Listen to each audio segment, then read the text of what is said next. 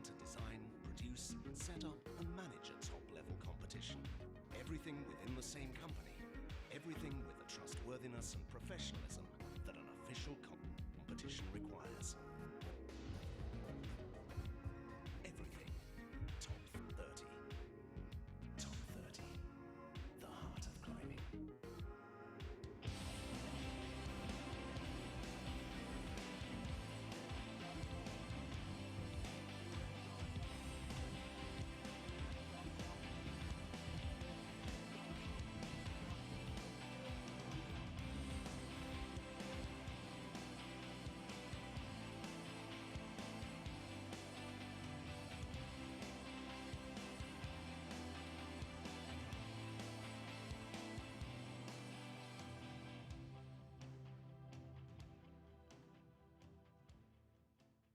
Well, welcome back to the IFSC World Cup in Inzai in Japan. Apologies if you've suffered some trouble logging on. We are just underway. This is Dinara Fakutanova looking to top out on the lead qualifications. We've missed a few of the climbers during trying to solve these technical problems which we have just approached us.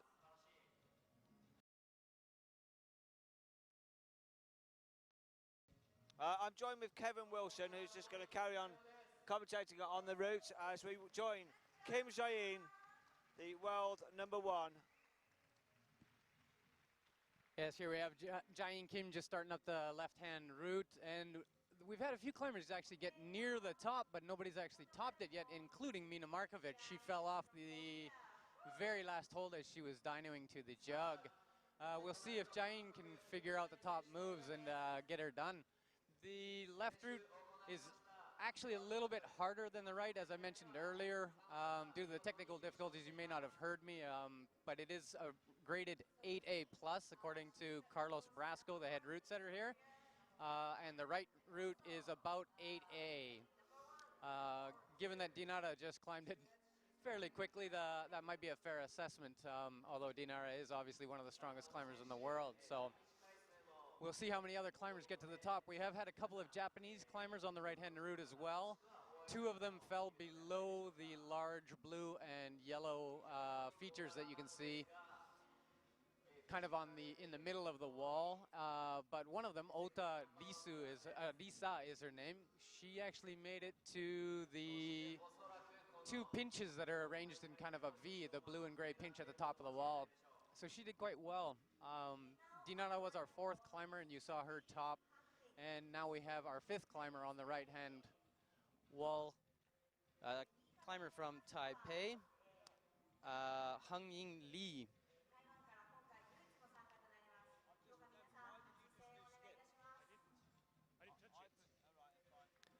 We'll see how Jae-in does. We haven't seen too many people have trouble in the middle of the wall, so. And of course, she is #1 in the world, so I suspect she will climb quite confidently up to the top of the route. The route is actually really powerful near the top, even though it looks like the holds are really big. They're all facing the wrong way, and the footholds are not exactly great. You have to maintain a lot of body tension just to keep your feet on the wall, as you'll see. The right-hand route is got a really tricky double toe hook near the top that might stop some climbers, but these climbers are all pretty experienced with this type of crazy move, so I expect that a fair number of them will make it through that section.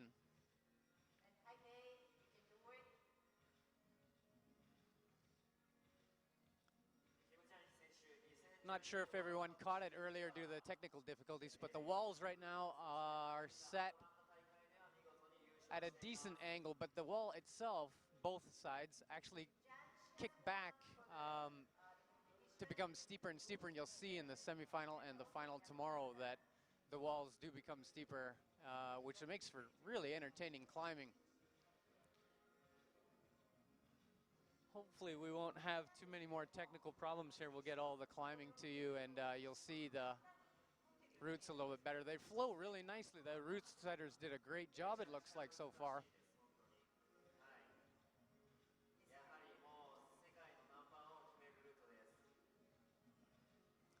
You See Giant Kim moving into this pinch section. The pinches will actually drain you a little bit if you don't grab them correctly.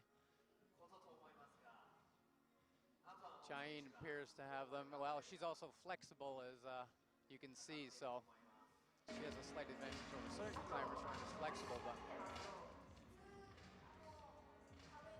so from here, we get into the section where you're always leaning away from the holds, always pulling on side pulls or underclings, and it really takes it out of you.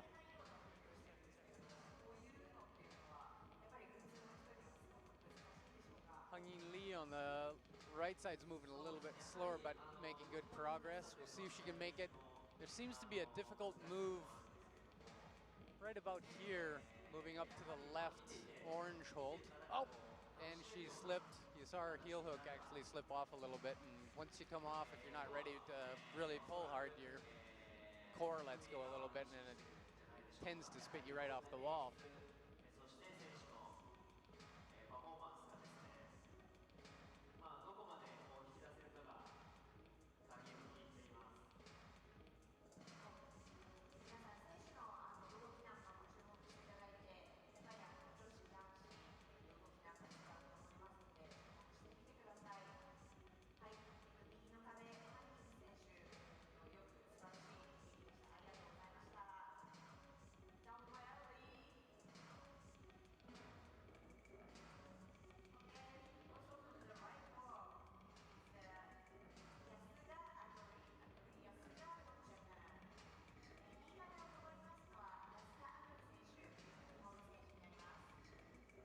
Here we are, the queen of climbing, Kim Jae-in, about to top, or I'm not going to jinx her, we haven't seen her top yet on this route. This is the women's quals, route 1. Just above that white volume, the yellow hold to the right hand side is where she needs to get. Kevin, we haven't seen a woman top yet. They've seen a couple of jumps. There she has. There we go. That's how it's done. Yeah, definitely. You got to build momentum on those small crimps in order to get over to the yellow finishing jug, but the foot is in the wrong spot. So as you lean, of course, you have to be prepared to grab that jug or you're just going to come whipping off. On the right-hand side, we have our 4th Japanese climber, Yasuda Atori, and I don't know anything about her, but there are a lot of strong climbers in Japan, and we'll see how she does. So it's great to see Giant Kim climb so smoothly up through the side pull sections, and boy, she sure does look like she's in good shape. As I mentioned earlier, we may not have caught that due to the technical difficulties, but Mina Markovic, I was climbing at Yuji Hirayama's gym in Saitama Province, Saitama Prefecture, and the Slovenian team showed up, and we were talking for a little bit, and Mina actually mentioned that she's been fairly sick. No fever or anything, but just kind of feeling, well, not fairly sick, but a little bit under the weather for the last week and a half or so. She's been climbing extremely well, given that she's been feeling a little bit under the weather, but she did say that she started to feel better about 2 days ago, so maybe by tomorrow she'll really get into the groove of things and climb a little bit better. We'll see how she does on her second route in a little bit here. Oh, and we lost Yasuda Atori. That seems to be a tricky move under the roof there. We'll see how many girls actually make it through that. The right-hand sloper is actually really hard to pull way down. The girls got to reach up, kind of bump their left hand up to that orange pin or crimp pinch.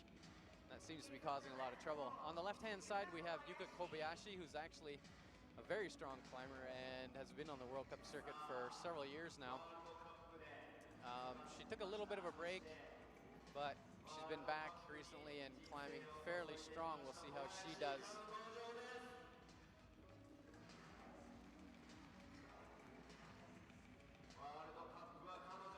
Well, as we've just mentioned, we had a few technical problems. Welcome to everyone who's watching us live around the world. Good evening in America. Good night, or good whatever time of the day it is in Europe. Good morning in Asia. Thank you for joining us here live on IFSC.tv. We are bringing you all this coverage in HD, and the replays will be up on the YouTube channel. This is our 3rd World Cup here out in Asia. I've luckily been joined with Kevin Wilson, who you've just heard talking. If you've just joined us, asking who's this strange voice, all of us in the IFSC TV commentators know something about climbing. Kevin, have you enjoyed the World Cup Asia? Yes, it's actually been great. In Xining, it had a different feel to it, obviously being at altitude. I think some of the climbers struggled with that. And Mokpo being right near the sea probably had some slippery conditions, but the wall was really extremely nice in Mokpo. And here we have a nice wall. It's a little bit thinner than the other walls, so we've had to do a couple of things like have the women climb all together in one group, and then on two routes, and then have the men a little bit later. But I think this World Cup is going to be really good, especially since we have such an interesting race for first place overall in the men's and the women's between Sean McCall, Sachi Amma, and Roman Julian for the men, and of course Mina Markovic and Jain Kim for the women. Where it's going to be interesting to see how they do. That's correct. It's only about 30 points in it between Mina and Kim Jae-in. Mina holding the top spot with her great performances. She won in Chamonix earlier in the year.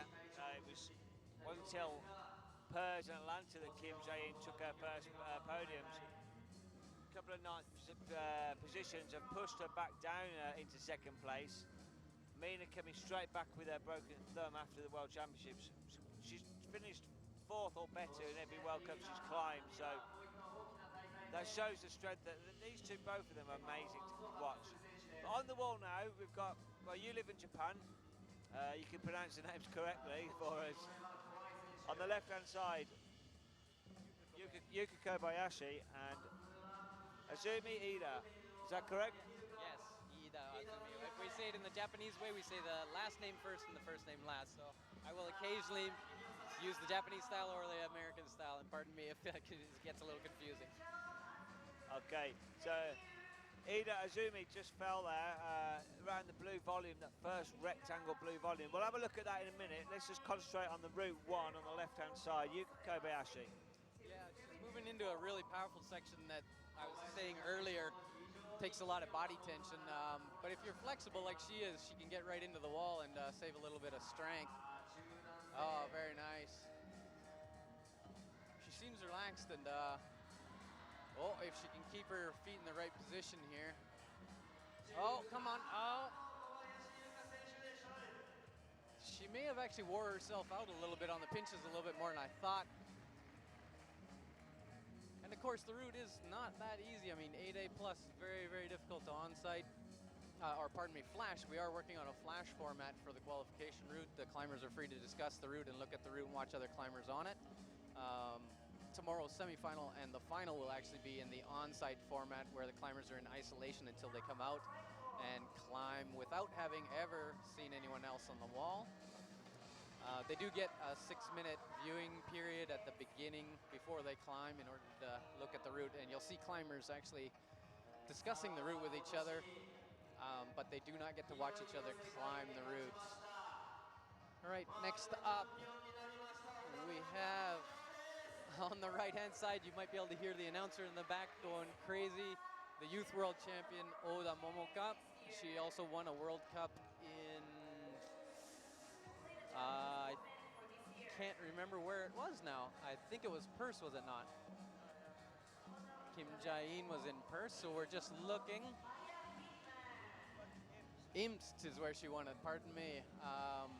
She's on the right-hand route, so we'll see how she does. And on the left, we have Maja Vidmar from Slovenia, who's actually been having a tough go of it this year. She was third in Atlanta, but since has had some trouble here in Asia. I'm not sure if it's, if she's feeling under the weather. I haven't been able to speak to her yet, even though she was with the Slovenian team. I actually didn't get to talk to her at base camp, Yuji Hirama's gym there, but I think she actually had a bit of a finger problem that has been a bit of a problem for years, and it's bugging her again, possibly. Yeah, she had an injury earlier on in the season. She actually missed the early start of the year. She was competing. She competed in Chamonix, but she missed Briançon and Imps due to injury. Came back for the World Championships. Didn't do too well. She came 17th, but obviously competing in the World Championships everyone's up to their game, so coming back from injury is going to be hard. But then hit 4th in Perth and then 2nd in Atlanta, so she found some strength somewhere. But out here in Asia, she's not been climbing well at all. She's spoken to her in the hotels afterwards. She says she's not quite sure, she feels fine, but well, let's see if she can do better on this route now. Let's have a look at concentrate on this route on the right-hand side. Momoka Oda, world champion in the Youth World Championships in Singapore. This is the section where we've seen a few of the ladies drop here. Can you just talk us through this bit? Yeah, it looks like there's a big difficult move off the foothold she's got with her left foot, that big blue sloper up to the orange crimp, but she made it look easy, so I mean, it is a little bit, you know, showing the different level of the climbers we have here. Some are more used to climbing extremely crimpy sections or extremely slopey sections, so there are different strengths with climbers, but really when it comes to the top climbers, you'd expect them to make it through this lower section fairly easily. As we get up towards the top, there's going to be a couple of really radical moves, especially the double toe hook and right near the top of the route, we'll see. And we haven't seen anybody pass the 2 pinches that are shaped like a V. We'll see how far Momoka Oda can get here. She's really relaxing, nice and shaken out. Doesn't seem concerned, so. You do have to pull quite hard off of this right-hand red pinch in order to get to the green pinchy sloper with the big heel hook that she's about to throw. There we go. This move can be a little bit draining. Some climbers might not be able to reach that clip because the right handhold is a little slopier than it looks. Of course, Momoka's so strong, she's making it look easy, but now she starts to move. As she crosses to the left here, there's a couple of really big moves where you gotta tense your core right up, and of course that takes blood away from your forearms. Wow, I didn't think she'd be able to come back down so easily to that hold. She's moved through that section relatively smoothly though. I mean, this just shows the category of climbers we have here and how good she is in Japan compared to her compatriots. Oh, lovely turn there. Here's the double toe hook I was talking about. This is really entertaining for the crowd, and it's actually quite a technically difficult move if you're not used to it. But if you're used to it, you can get a little bit of a rest here even, as you'll see Momoka chalking her hands and considering the next couple moves. Now it does continue out to the left on some serious crimps before the coming back to the right to the V-shaped pinches.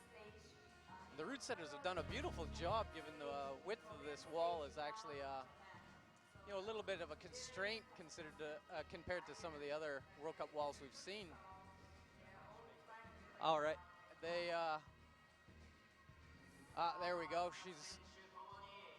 If she gets 2 more holds, I guess she'll be highest. Ota Lisa actually made it this far, but fell going to the next hold. We'll see how Momoka does here. There we go. This looks like probably the most challenging section. Can she get it? Yes. And only Dinata Fakitanova has made it past this section to the finish. Yes. Ah, very nice. Good. You can hear the crowd in the background probably going a little bit crazy. Good job, good job. Ah, she's very happy with that. Well, that could clearly please. That clearly pleases the home crowd. Momoka Oda, she'll be looking to podium in front of her home crowd. Akira Noguchi may be another one on the podium. Could we see 2 Japanese winning after 2 Koreans winning in their home nation? Of course, Satsuyama back after good performance last week. Wow, wouldn't that be entertaining to see 2 Koreans, 2 Japanese winning both their home nations? Yeah, that would be amazing. Given that I live in Japan and my wife is Japanese and I consider myself a quarter Japanese probably, I would certainly like to see Japanese do well. And it would be great for the sport. I think it was great. The Koreans really put on a good event last week, and to see 2 Korean climbers do so well, it was great for them. I'm really happy actually. And we did just see Maya Vidmar top on the the left-hand route. So maybe she's getting her form back. as Mike has mentioned, she said she wasn't feeling sick, so I'm not sure what it was in Xining and Mukpo that was bothering her, but gee, she looks in form right now. She's climbing fairly well. We're gonna get to Charlotte Durif on the right-hand route next. We'll see how she does. Yeah, here's Charlotte just approaching the wall. She was just limbering up there, you could see. Charlotte, not a bad competition this over here in Asia. And on the left-hand side, Onoe from Japan. Going to be trying to learn a little bit of Japanese while I'm out here with Kevin. We already know konnichiwa. Konnichiwa and sayonara. And arigato.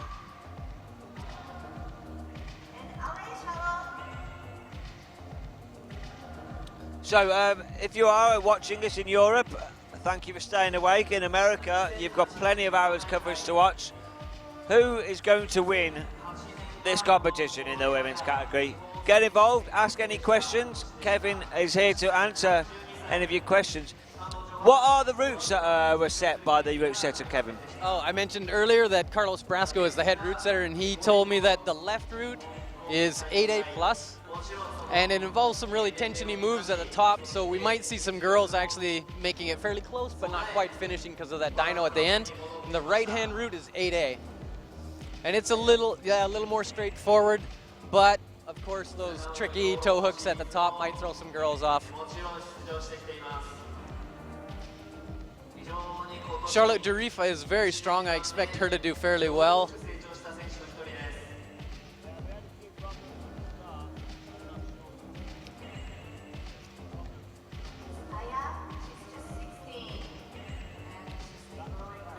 And Onoe Aya from Japan on the left-hand route is only 16 years old, so she's actually a very young competitor. Seems to be moving fairly well.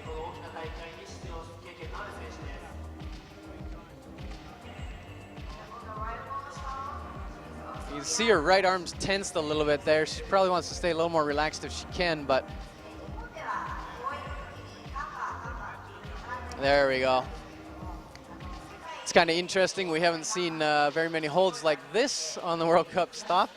You have to grab the nose of the little character on the wall. It's kind of a fun little thing.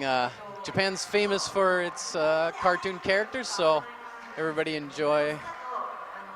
hopefully we'll enjoy that. We're seeing Charlotte struggle a little bit with that sloper on the right. That's actually surprising. The weather has been a little bit hotter here than in Mokpo, and certainly quite a bit hotter than Xining. We're probably sitting at about 17 or 18 degrees right now, and it's expected to get to 20 or 21 degrees today. If the room here fills up, it will actually get fairly hot. Some of the route setters yesterday going through the routes were sweating quite seriously. There Charlotte made it through the orange pinch or crimp section. She should be all right now. Aya seems to be relaxing nicely. This is where it gets a little more serious though. These pinches can really drain you if you don't get in the right body position. And of course you can see her right foot is actually not that great. It's just kind of pressed up against the sloping side of that hold. See how she does the transition as she starts to move to the left. There we go, the undercling's probably, oh, she's moving away from that. So that can work too. Charlotte seems to be relaxed with the heel hook. Oh, whoa, had a bit of a slip. She recovered nicely. When you do slip like that, there's a instantaneous reaction. Your body injects a bunch of adrenaline into your core, which actually can drain you seriously. Oh, and there she goes. Well, hopefully those little slipstone affect her on her next route. The feet are a little bit delicate there. Carlos, the route setter, said you do have to maintain a lot of core tension to keep your feet on the wall, and as we can see, that's very true. Allez, Charlotte. We'll see how she moves through this section. The French are known for being fairly static climbers, and back in the day when I was on the World Cup circuit, François Legrand and certain climbers became very well known for their static movements. And Didier Rabutu, one of the original competitive climbers, won some World Cups before they were World Cups, essentially. He actually blames being too static on some of his failure in the competition circuit in later years, because he just couldn't convince himself to dyno. The young climbers nowadays do a lot of dynoing, and it definitely helps, especially as route setters get more creative. They're going to throw dynos in here and there, and if you're weak on that, yeah, I'd really suggest working on it. It can be the most efficient way to move through a certain section. So if you're good at dynoing, you can actually save a lot of strength.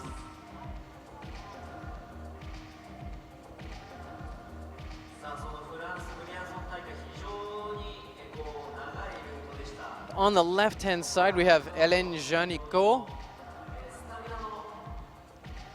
who actually at 18 years old has won several youth world championships and World Cups. I believe Hélène Janicot won the World Cup this year as well, yes? Hélène Janicot won first in Briançon. She came, I think it was, let me just get my little stat book up. So, Hélène Janicot, that was it. First in Briançon, which was a fantastic result for her first competition season. Fourth in Chamonix. She's made every final, and I fear she's put a lot of pressure on herself, because she seems very emotional when she's come off the wall. In her first season, she's got so far to go, and maybe she hit the top a bit too early for her pressure, but she's still climbing well. She's reaching every final, and the problem is she's competing against all the world's best climbers. Yeah, that can be draining, I'm sure. And yeah, if you win your first one, then you put such high expectations on yourself, it can be hard to reset, I guess, as it were.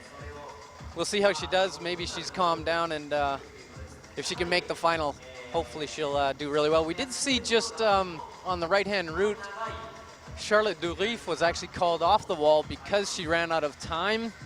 There is no warning at 1 minute or anything here, so climbers do have to maintain a certain amount of awareness for how much time they've used. We actually didn't think they would go over time, because the walls are a little bit short here. But if you climb slow, as I was mentioning, and the French climbers are famous for that, they can run into trouble with the time. Hélène's moving a lot quicker. We probably won't see her get pulled off the wall for a time violation, but hopefully Charlotte won't let that go to her head, and she'll climb well on the next route. On the right-hand side, we'd have Takeuchi Ayaka now. She's a little bit shorter climber. We'll see how she does. You can see already she has to stretch for some of the holds.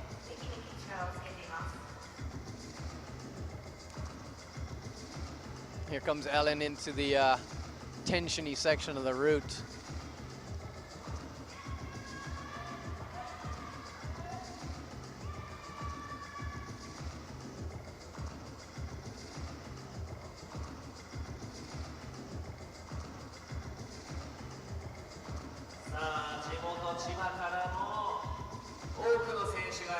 We're having small pauses on the video, but hopefully we're making it through to you. At least the mic is turned on and you can hear us.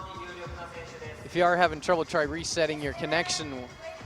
Oh, Hélène is struggling a little bit. You can see her leg is bent up. She was trying to get her body as close to the wall as she could to try and take some pressure off her arms, but she does look a little disappointed. Hopefully she'll reset herself for the next route. Oh, that was a bit of a stretch for little Miss Takeuchi on the right-hand side.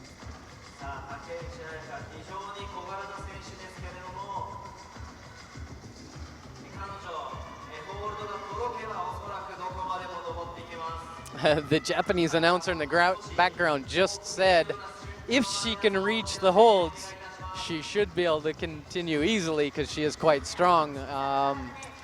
Intimating, of course, that she's a very short climber and she might have trouble reaching some of these holds.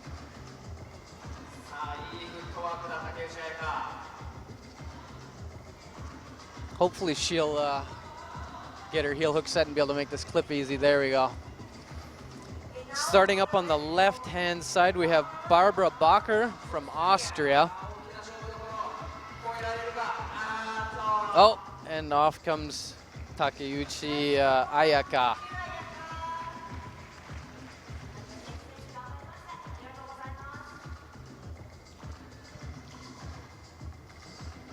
So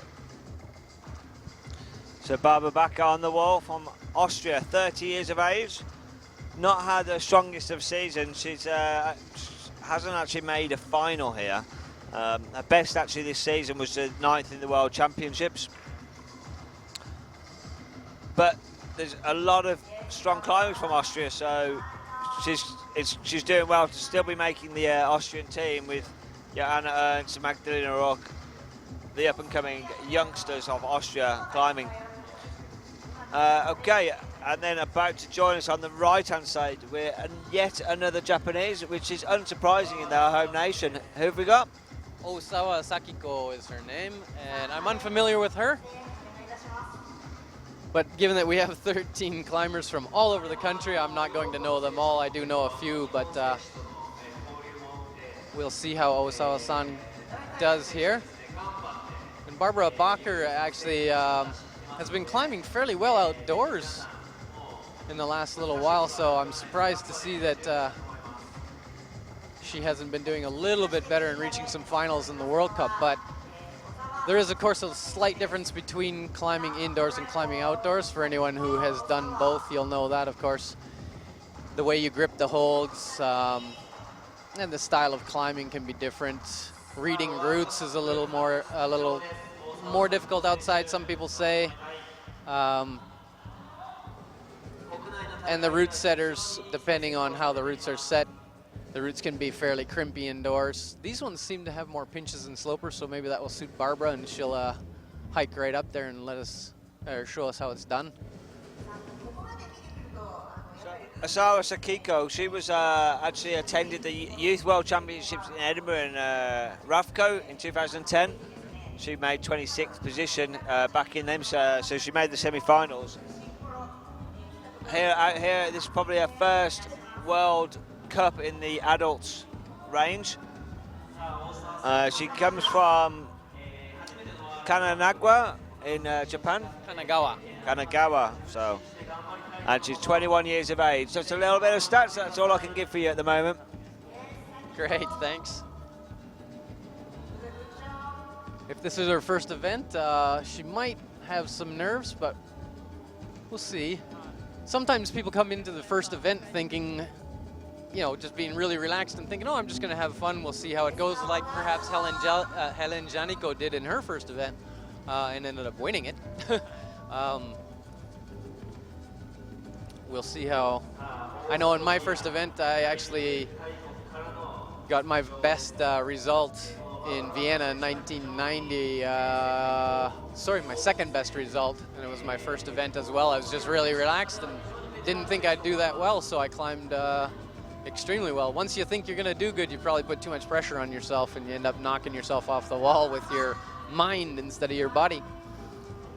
Barbara's moving. Oh, wow, she's using both feet to the left. That's going to put a ton of pressure on her arms. That might actually wear her out if she can reach that foothold. Oh, and there we lost Osawa Akiko on the right-hand side. No, Osawa Sakiko, pardon me. Oh, and we lost Barbara Bacher as well. It looks like that is causing more trouble than I thought, the traverse to the left. It's probably tiring climbers out more than I thought. Yeah, I totally agree. I would have had a go if I'd had time to prove how good I am at climbing. Okay, we had a question from Ryan. I'm not sure if we've mentioned it earlier. How high is the wall? The wall is 15 meters, although with the overhang, the height probably drops down a bit because the actual wall they can move. What you'll see is the difference at these two walls. If we look at this camera here, you can see the right-hand wall has a slightly steeper overhang. When you get to the finals, they're going to be a lot more steeper. It's going to be a full-on roof section, which is going to be exciting to see. So it's about a 15-meter wall, quite short. It's the minimum, but it's going to be exciting because it means the roof setters have been able to add some really fantastic moves, like the double toe upside-down overhang. It's quite weavy. It's a lot less straighter than what we saw the opening climbs last week in Mokpo, and a lot shorter than in Shining. Okay, our next climbers are out. We're flying through these qualifications. We're about halfway through now. Mitsugi Tsukasa, yeah, from Japan. I think I'm going to leave the pronunciations over to you, Kevin. Okay. Who have we got on the left-hand side? We have Mitsugi Yoko on the left-hand side, and on the right-hand side we have Mizuguchi Tsukasa. That one's difficult to pronounce. I actually haven't climbed with either of these climbers either, but they're moving nicely. We'll see how they, I guess it depends on the right-hand wall. The real test comes at just before the roof. That's going to probably be the break point between the stronger climbers and some of the climbers that need a little more experience on the circuit before they reach their potential. On the left-hand route, it doesn't seem like that many climbers have had trouble down low, but it looks like there's a tricky section right here if you're a little shorter. Yoko Mitsugi on the left-hand route is fairly short, and she might be having a little bit of trouble matching here. That hold's a little bit crimpy, and if you're not comfortable crimping really hard, you might not be able to match that easily on it. Gamba, oh! Yeah, it's that right-hand move going up to the small orange crimp that's really going to separate the top climbers from climbers without quite as much experience. Oh, and there she made the Mitsugi Yoko made the crimp match and is now moving up into this section with the little cartoon character, which I find quite interesting. I'm not sure if we can see any of the signage on the camera, but we do have a pink rhinoceros for the character for this World Cup. I haven't asked anyone the name, so I don't know the name of that pink rhinoceros, but we'll have to find out. I'm sure it has a name. Or we could give let's have a little name competition in the chat. Let's give the pink rhino stroke elephant stroke whatever it is. It's red on the wall, but pink on the sponsors. So let's have a name for this pink hippo rhino thing.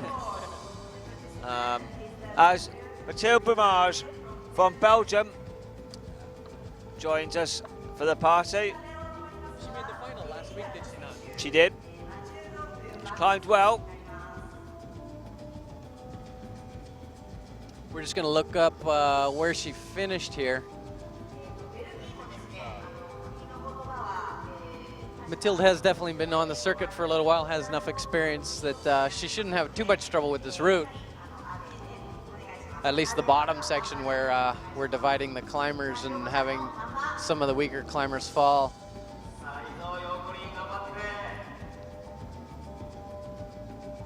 Yoko Mitsugi is moving fairly well, and Mathilde finished 6th last week, so she seems to be on form, and I don't expect her to have any trouble at all on the bottom section of this wall, and I would actually expect her to flash this route. We'll see how she does. Oh, and we can see that Yoko's losing some strength. There she goes. Well, as we lose the Japanese climber Yoko, incidentally, you said Mathilde Brumage, you'd like her to flash this. Dinara Fakutanova so far today is the only one to get the highest with a 43. Nobody's topped yet, and Dinara did podium last week. So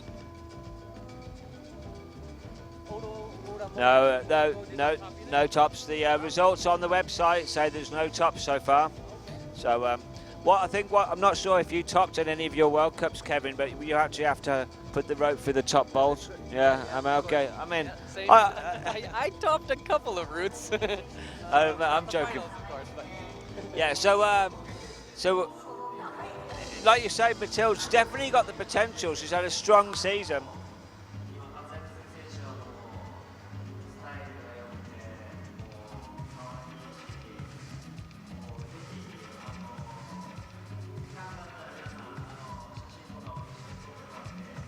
She didn't compete in Chamonix and Briançon, but she came 8th. So she made the final in her first World Cup this year in Imst.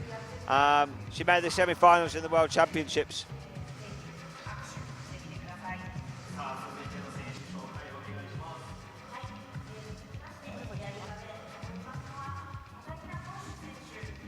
Although, I'm pretty positive actually, you're right, Momoka Oda did actually come down like she topped. So the website actually states that she got a 43, so let me just check that for you again. The results on the website at the moment.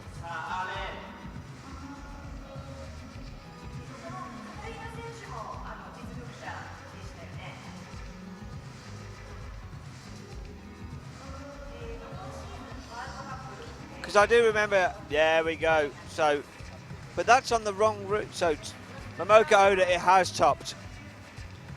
So,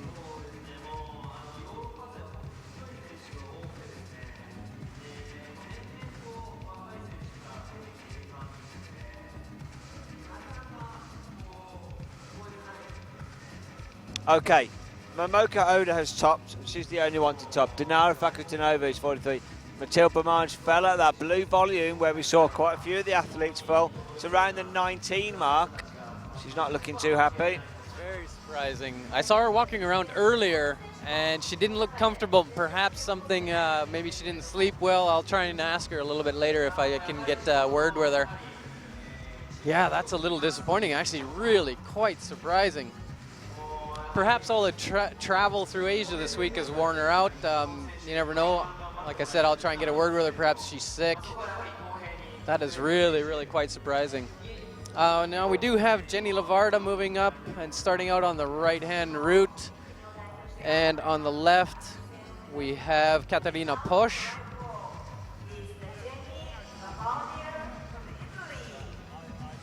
And of course, Katarina and Jenny are both known on the World Cup circuit.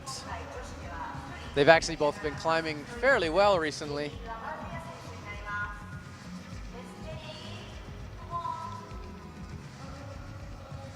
See if we can get tops out of either one of them.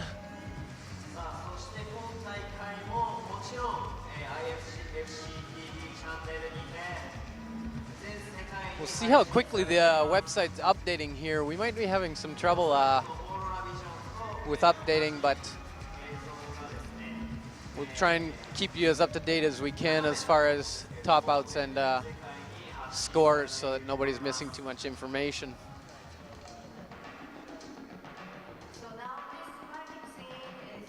So this is a shot from the base of the wall. Looking up, you can see the two overhangs on the left-hand side. Katarina Posch slightly higher. She's just coming towards. How would you describe the incline of this side of the wall? It's probably about 30 degrees overhanging just above her head, just because of the way the wall is structured. The entire wall itself is probably only 15 degrees overhanging, or a little bit less, but as you can see, it has features to it that make it slightly more overhanging in certain sections. And this really, the route setters did a great job, it looks like. We're starting to separate people just based on your core strength. It's not actually their hands that are giving out, it's more their core. And when your core starts to take too much blood away, of course, your arms pump out immediately. Incidentally, you just said the route setters did a good job. Carlos is just standing next to us. Let's just ask Carlos, what do you think of the routes so far? I think the route is okay. I prefer strong routes than easier ones for the equal results after. Kevin was just mentioning it's all down to the core strength, a lot of it, rather than just. Core. I think it's more in the core for the traverse. I was just saying that I think it's more in the core for the core is all of the muscles in your stomach and in your back for hard undercling moves and things. Did you set that on purpose? Yes, of course. I different kinds of moves, no? I think the crowd is very entertained by the double toe hooks in the roof on the right-hand route as well. Did you set that way on purpose, of course, for the entertainment value, or also to tire out the climbers? Both, yeah. Different moves, you know? Yeah, everything is the same. Well, I think you did a great job so far. We've had a good separation of climbers. There's perhaps one move under the roof at the orange crimp that's a little bit hard, but the rest has been very, very good. Yeah, looking the results, I would prefer that first squat, maybe upper, but it's what can you do? Yeah. All right. Well, thank you very much for joining us, and we'll talk to you again later. So that was Carlos Brasco, the head route setter here. And I have to congratulate him, honestly. The walls are, like I said, a little more narrow than we're used to. So setting routes that meander but back and forth to make the routes a little longer is actually quite technically difficult. I think they've done a great job. We'll see how much more separation we get. We have a climber moving up, or sorry, a route setter moving up on the right-hand side to brush some of the holds. So there'll be a little bit of a pause on the right-hand route while we have climbers brushing, route setters brushing. But on the left-hand route, we have the Korean climber In-young Kim, or as we say in Asia, Kim In-young.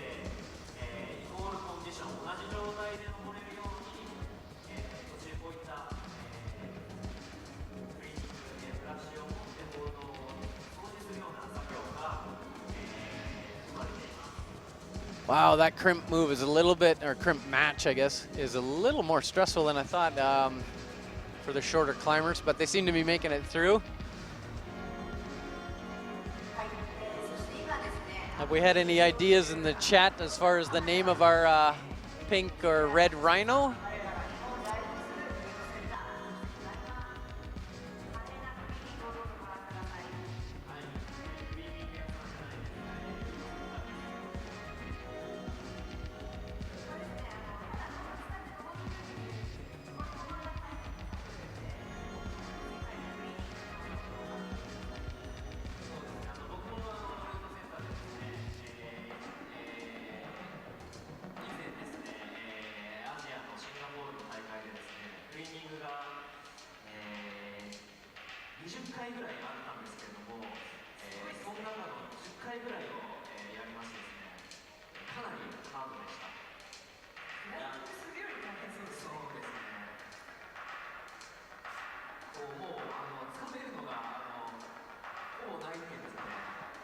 For everybody just tuning in, this is the IFSC World Cup in Inzai, Japan, of course. Inzai is about 40 kilometers northeast of Tokyo on the Kanto Plain. It's one of the biggest plains in Japan. Japan is extremely mountainous, and most people, when you think of Japan, you think of a concrete jungle, but in reality, it's very mountainous and has a lot of woodlands, but they're very, very hard to forest. That's part of the reason that Japan actually gets most of its wood from Canada and Russia, surprisingly.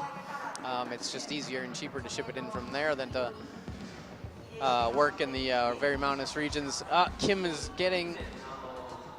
In-young Kim is getting very pumped and might come off here, yeah. You can see her right arm start to chicken wing, as we call it, in climbing. When they get tired, your elbows come up and start to look like you're flapping your wings, so it's called chicken wing. She did fairly well. We're not gonna lose too many climbers today. I think just the bottom 2 or 3 girls. I think we had 28 registered, so bottom 2 girls will not make it into tomorrow's semifinal. But the routes are certainly looking like they're gonna do a good job of separating our climbers. And with that performance, I expect Kim In-kyung will actually make it into tomorrow's semifinal.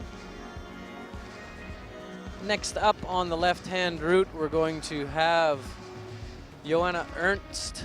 And actually, I'll pass it back to Mike really quick.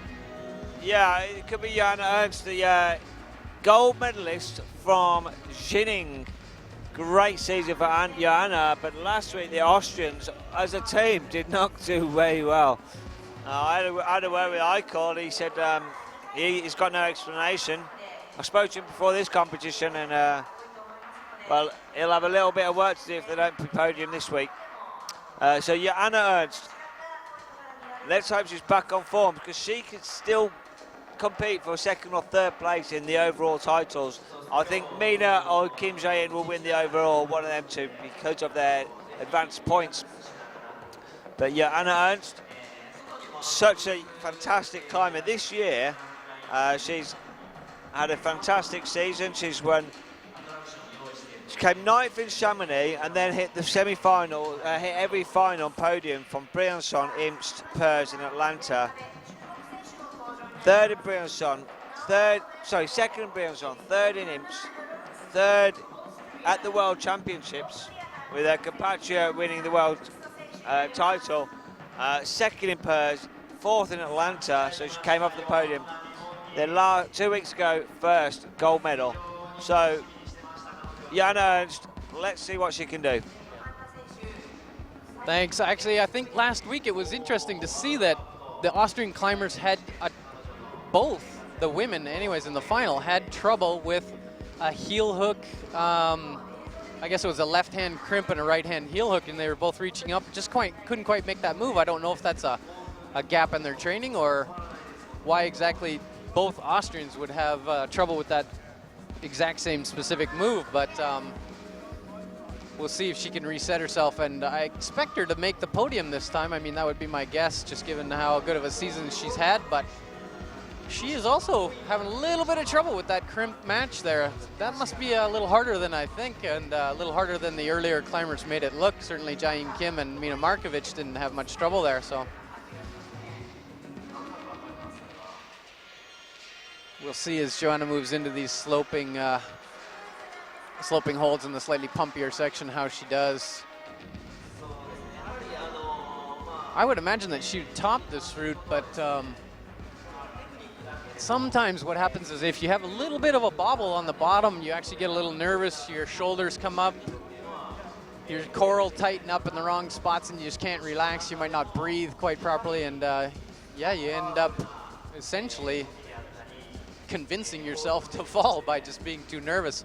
I know when I was competing back many years ago in the early 90s, that happened to me a few times where I had one little mistake on the bottom and I just could not relax after that. Of course, I didn't have as much stamina as these climbers either, so I might not have been able to reset as easily either. Here she seems to be moving nicely, and I think she's got her head back on straight. She should be fine.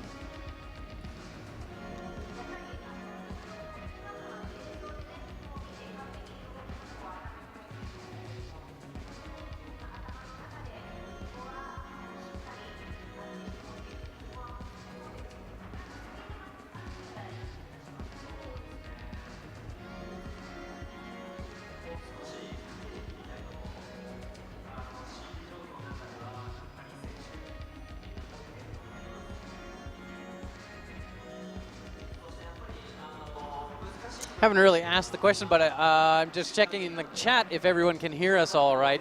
Just making sure they can hear us. Great. Okay, I was just making sure. I'm coming off of a cold, so I might have a little bit of a struggle with my voice in the next 2 days, but I'll try and speak up and make sure everyone can hear me. I'm taking offense actually there, Kevin, that you have to question our webcasting skills. Of course they can hear us. Hello to everybody in the world. Ryan, our very valued follower, he's there all through the season watching our webcast. Hello to you in California. Where else in the world are you watching? Let us know. Get in and ask us any questions. A lot of people in Europe are probably sleeping at the moment. They should be waking up for the men's qualifications a little bit later on, or definitely for the finals tomorrow afternoon. Right. I know some of the North American people, enthusiasts, are definitely in the chat, and hopefully some of my friends and family are watching. Joanna's looking really strong here. She is trying to shake out her left hand a little bit, like it's a little bit pumped, so yeah. think she was trying to save a little bit of energy there for tomorrow or for the next route. Possibly she knew that that last move is quite challenging and wasn't willing to put everything she had into it, knowing that she's going to move on to the semifinals anyways. And that can actually be a bit of a technical battle. Some climbers might be tempted not to top a route if the very top of the route is too difficult in order to save strength for the next day or for the next route.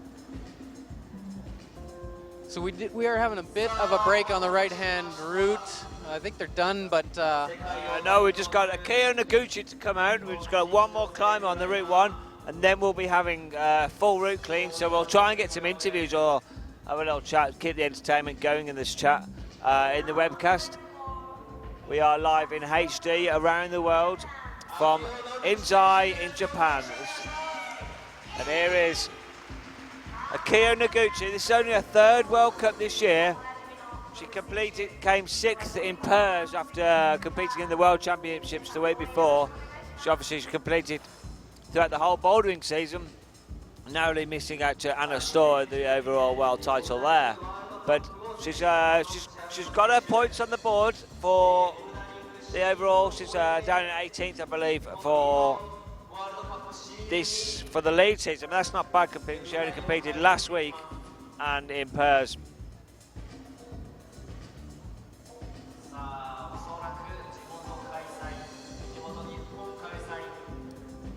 She came 5th last week in Mokpo. Obviously, she didn't compete. No Japanese competitors competed in Shining. But I think I actually fancy her to podium this week. Yeah, I think she's actually very good at using the crowd to her advantage. You can see it when she competes in Boulder World Cups. She turns around and gets the crowd behind her. And so I think that here in Japan, with such an amazing crowd, wow, she's really going to soak up their energy and use it to hopefully make the podium. We'll have to see. I think Oda-san, Momoko Oda, is also a little bit like that, and I expect at least one of the Japanese to make the podium and hopefully to win it. That would be great. You can hear the crowd in the background and the announcers. They really get behind their climbers here in Japan. We actually have a decent-sized crowd for the qualifications. It's quite surprising. It is a Saturday, so it's a little easier than if it's a Friday to get out and come and visit us and check out the climbing. But it's nice to see so many people here, even for the qualifications. We should have a packed house here tomorrow for the semifinal and the final. Be sure to join us on IFSC IFSC.tv. Pardon me. Where we'll bring you all the action live. It should be a great competition.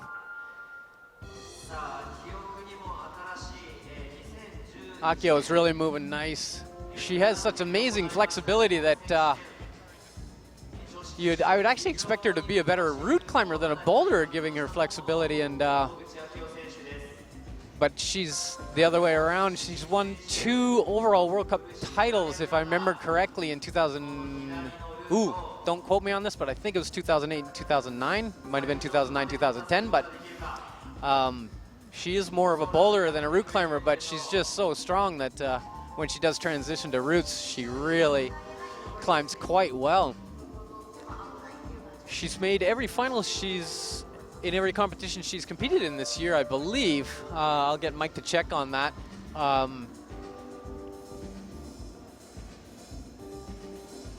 And her and Sachiyama, the male competitor, of course, that everyone knows, who's currently leading the World Cup overall standings for men, they climb together quite a lot and probably feed off each other's enthusiasm and discuss strategy and training, etc.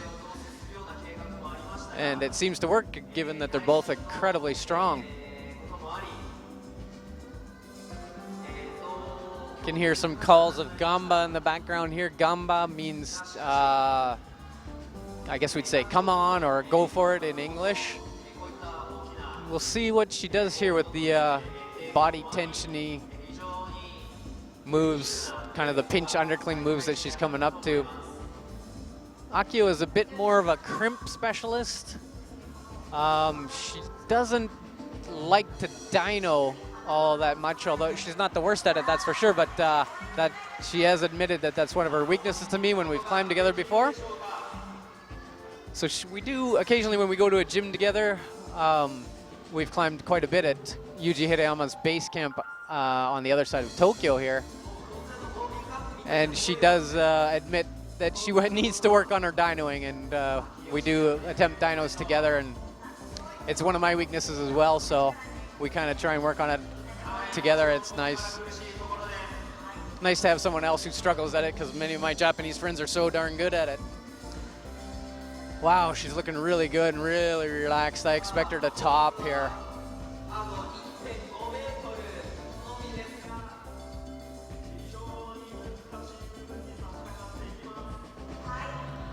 I'm just walking my way out onto the floor here to get a better view.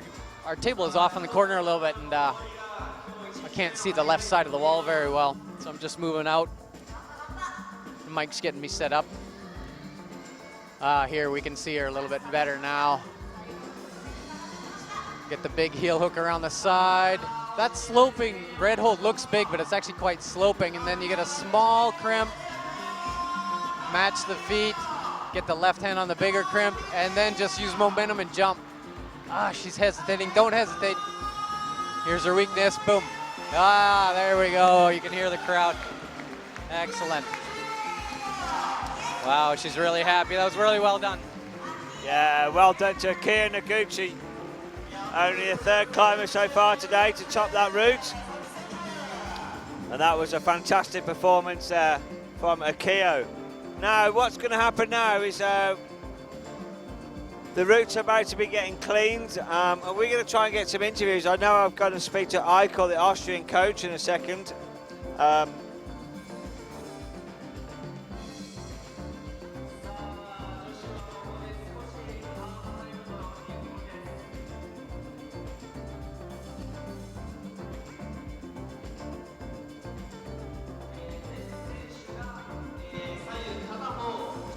Okay, so I'm going to be doing an interview in a second with Aiko.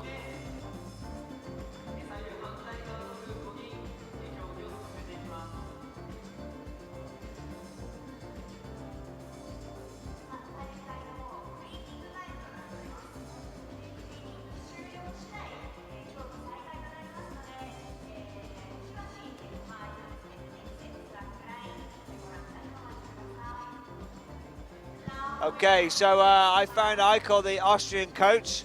Aiko, how are you? Yeah, so far so good. It's a long trip here and the last station, so all of the team a little tired, but also psyched for the last competition here in Asia. So It's been a long 20 days we've been out here in Asia. A mixed performance from your team. yeah, in China, Joanna won. She did really well. She had an awesome day, and especially in the final. Jacob had always very good rounds in the qualification and semi-finals, but he missed a little bit of luck in the finals, so he dropped always down. But anyway, we will see what he can do this time in Japan. It's a third different type of wall. It's a lot shorter than the others. Well, in total, 15 meters is the minimum. What do you think of the walls? For me, it looks not so bad. It's small, but if it's 50 meters, that's enough. And if the route setter is doing a good job, so like they did in the qualifications, what I can say so far, it's fine. And are you looking forward to going home? Yes, but I've heard it's minus 10 degrees and snowing tomorrow, so it will be a shock for me.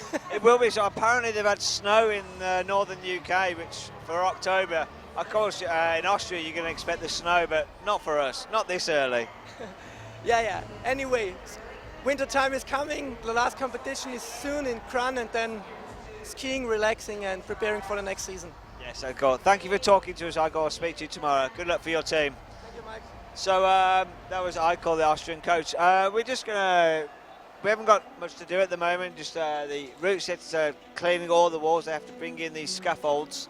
I've just sent Kevin Wilson to grab some interviews if we can do it. So just bear with us a few minutes. What we're going to do now is go through the actual start lists for what we have up to date at the moment from Group 1 and Group 2. So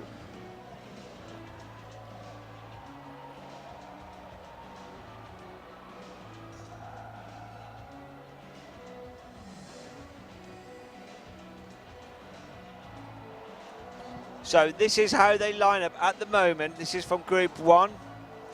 Kim Jae-in, Maya Vidmar, Kyo Noguchi, they're the three ladies to top out. Mina Markovic just narrowly missed out on that dyno, as did Magdalena Rourke, just a couple of moves below.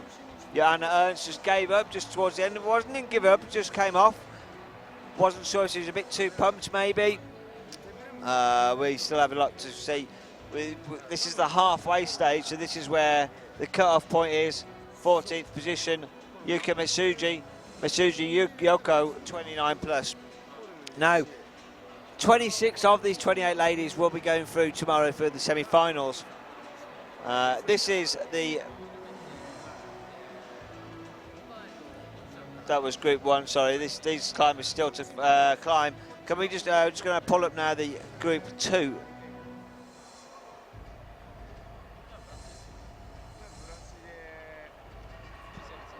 So Momoka Oda, the only lady to top on Route 1, that says that is actually Route 2. Dinara Fakutinova, 43, Ota Rissa. They're the top three. You can see a lot of the people are 19 plus. That's that blue volume which we saw on the right hand side of your screen. It's a rectangular block.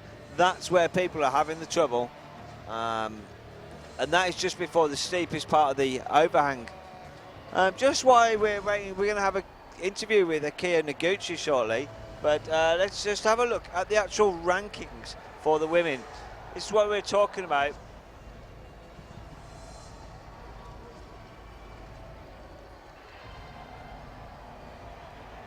How tight it is at the top of the table between Kim Jae-in and Mina Markovic. So Mina Markovic on 530 and Kim Jae-in 517.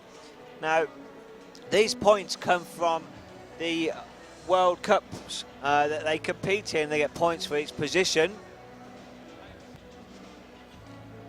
So this is the battle. After this competition, there's only crunch to see who will win overall.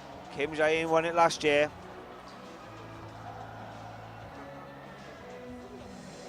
Sorry, Mina Markovic won, I think, last year. I'll have to check my stats on that one. But it's very interesting to see who will win through. So I think we're going to have an interview very shortly from Kevin with Akio Noguchi.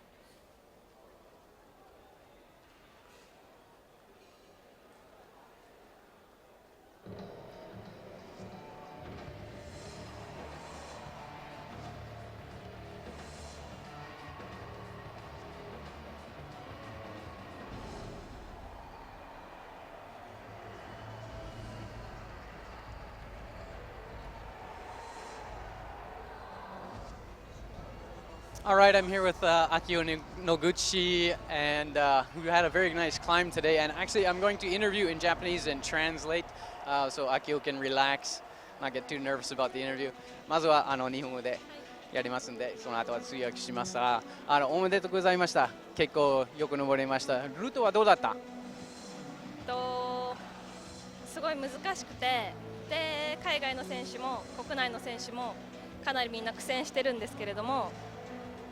そうですね、壁自体がそんなに長さもなくて下部から悪いのですごいボルダーチックで私にとってはすごい得意な壁なので完登することができます。 Great. So Noguchi-san was just saying that I asked her how the route was, and she said that it's actually quite bouldery because the route's not so long, but that it's a very nice route. It's really well done. It suits her style, of course, so that's why she topped out and had a relatively easy go of it. What do you think of the next route? 次のルートはちょっと見ましたでしょう？そうですね、下部に1箇所すごい悪い箇所があって、で日本人の選手がみんなそこで落ちているので、そこをかなり懸念しているというか気をつけていきたいなと思ってますし、1本目で勢いに乗れたので2本目も完登を目指して頑張りたいです。 So Akio was saying that there is that difficult section under the roof just before the two volumes that have been spitting off a fair number of the Japanese climbers. She's a little concerned with that, but she thinks that with the momentum she gained on the first route, she should be able to hopefully top out. Sorry? We're going to continue here. I'll ask one more question, and then we'll let Akio get back to the wall. これから優勝はどう思いますか？できるかどうか。リードのワールドカップで優勝したことがなくて、で最高順位が2位なので、今回は日本ということもありますし、今回のInzaiのためにたくさん調整をしてきているので、優勝を目指してまずは決勝進出したいなと思います。 Great. I just asked Akio if she thought she would win this competition, and she said, well, I haven't won one yet, but I was second. And of course, with all the support from the Japanese fans, and this being on Japanese turf, she would certainly love to win, and she'll do her best. All right, thank you very much for the interview. We really appreciate it. 頑張ってください。頑張ります。はい。お願いします。はい。Thanks very much. Bye bye. All right, we're going to cut right now. I'll get back to Mike, and we'll hand the interview back over to him.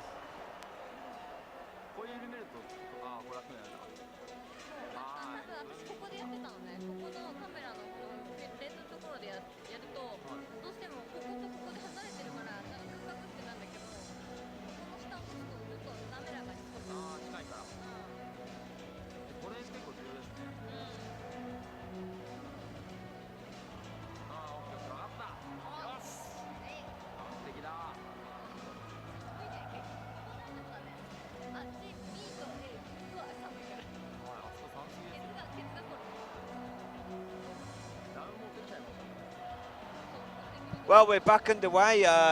The routes have been cleaned quickly, and we're straight back underway with the second half of the women's qualifications. So the same climbers that started earlier are now back on the route. Evgenia Malamed now on the right-hand side of your screen, and Yuka Endo now on the left-hand side of your screen. And these are starting their second climbs.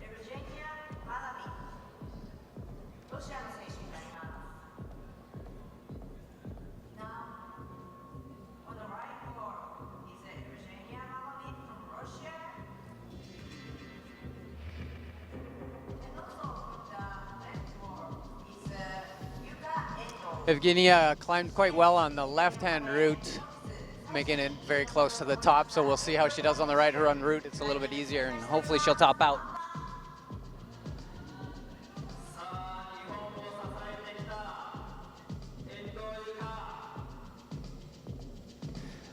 Thanks for the compliment in the chat regarding my Japanese.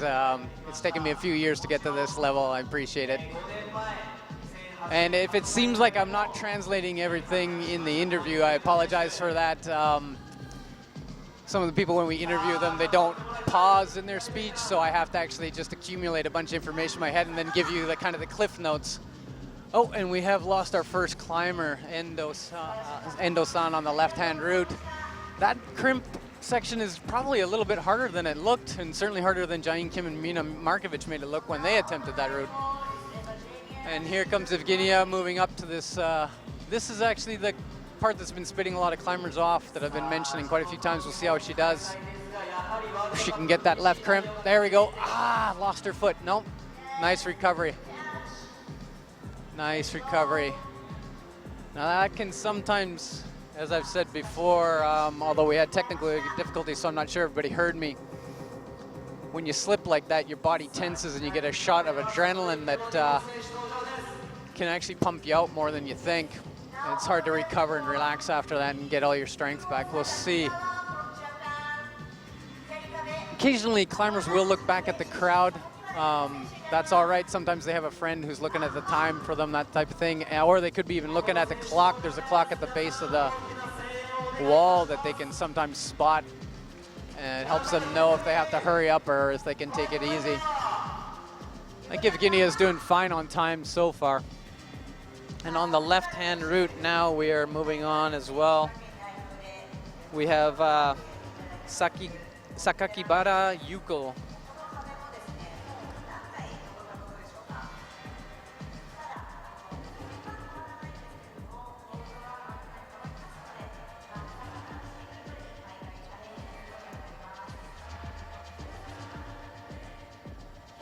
The left-hand route will actually have 3 consecutive Japanese climbers.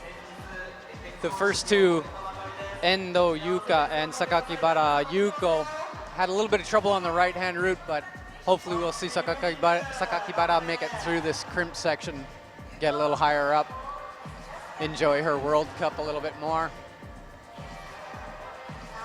Evgenia is moving into this kind of crossover pinch move that's actually a little harder than it looks. She's a little taller than some of the other girls to make that crimp or clip a little bit easier, pardon me. Wow, and Sakakibara just cruised through that little crimp match section, didn't have much trouble at all. That's great to see.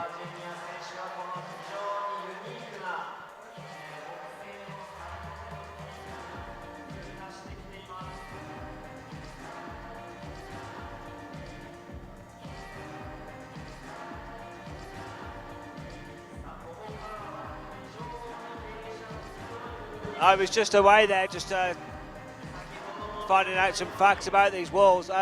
Just noticed Evgenia, first of the second half, she's had no problems with that section 19 plus, past that blue block, which you can just see, just above that yellow block, you can see on the right hand side. So it's the climbers that have got past this that get to the next, this toe, upside down toe hang.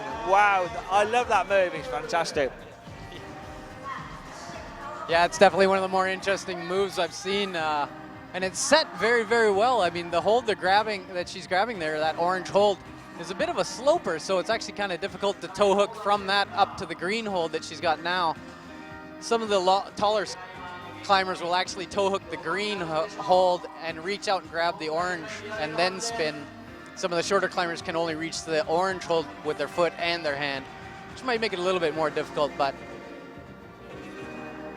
she's moving nicely. She got the heel, kind of a heel-toe lock on the orange hold there that saves a little bit of energy. She's really moving good. And Sakakibara-san's moving fairly well on the left-hand route as well. Now here, this is the real difficult move. On the right route, we'll see Evgenia. Come on, there we go. Very nice. Come on, good. One more move. She can match and grab the jug, and she's got it. Very nice. You can hear the crowd reacting in the background. That's excellent. Good. Come on, Sakakibara. She's getting a little tired. Yep. You can see her core starting to let go on that pinch. I think that's for the climbers who make it through the bottom crimp section. That pinch section is really what wears everybody out. So there we go, that's both of our climbers off the wall now. We're going to be bringing up Magdalena Roch of Austria next, I believe. Yep. And Ota Risa of Japan on the left-hand side.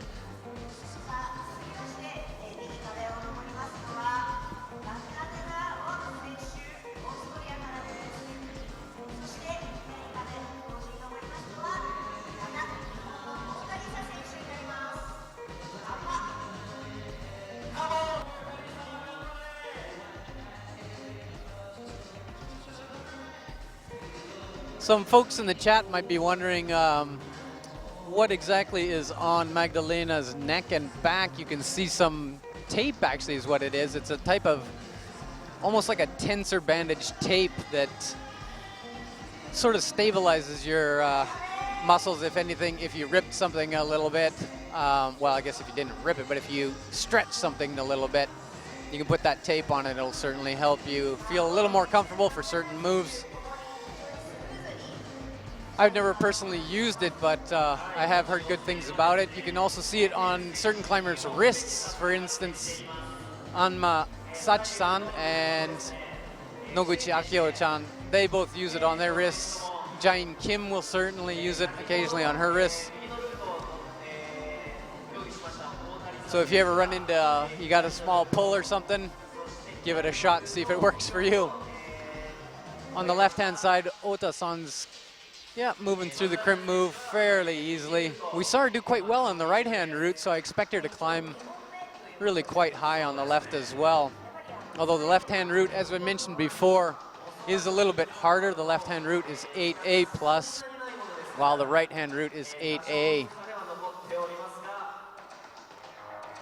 It does seem like those grades are about correct as far as the number of tops we saw and the difficulty that the ladies had in finishing the routes. Here comes Magdalena to the slopey blue, almost semi-volume, I guess you call it. This move's even causing the stronger climbers a little bit of trouble. Magdalena is quite strong, obviously, and so is Evgenia, and they both had a bit of trouble here too. So, wow, yeah, that move is a lot harder than it looks. I think if these girls are struggling on it. See if Magdalena can kind of relax a little bit now that she's made it through that difficult move.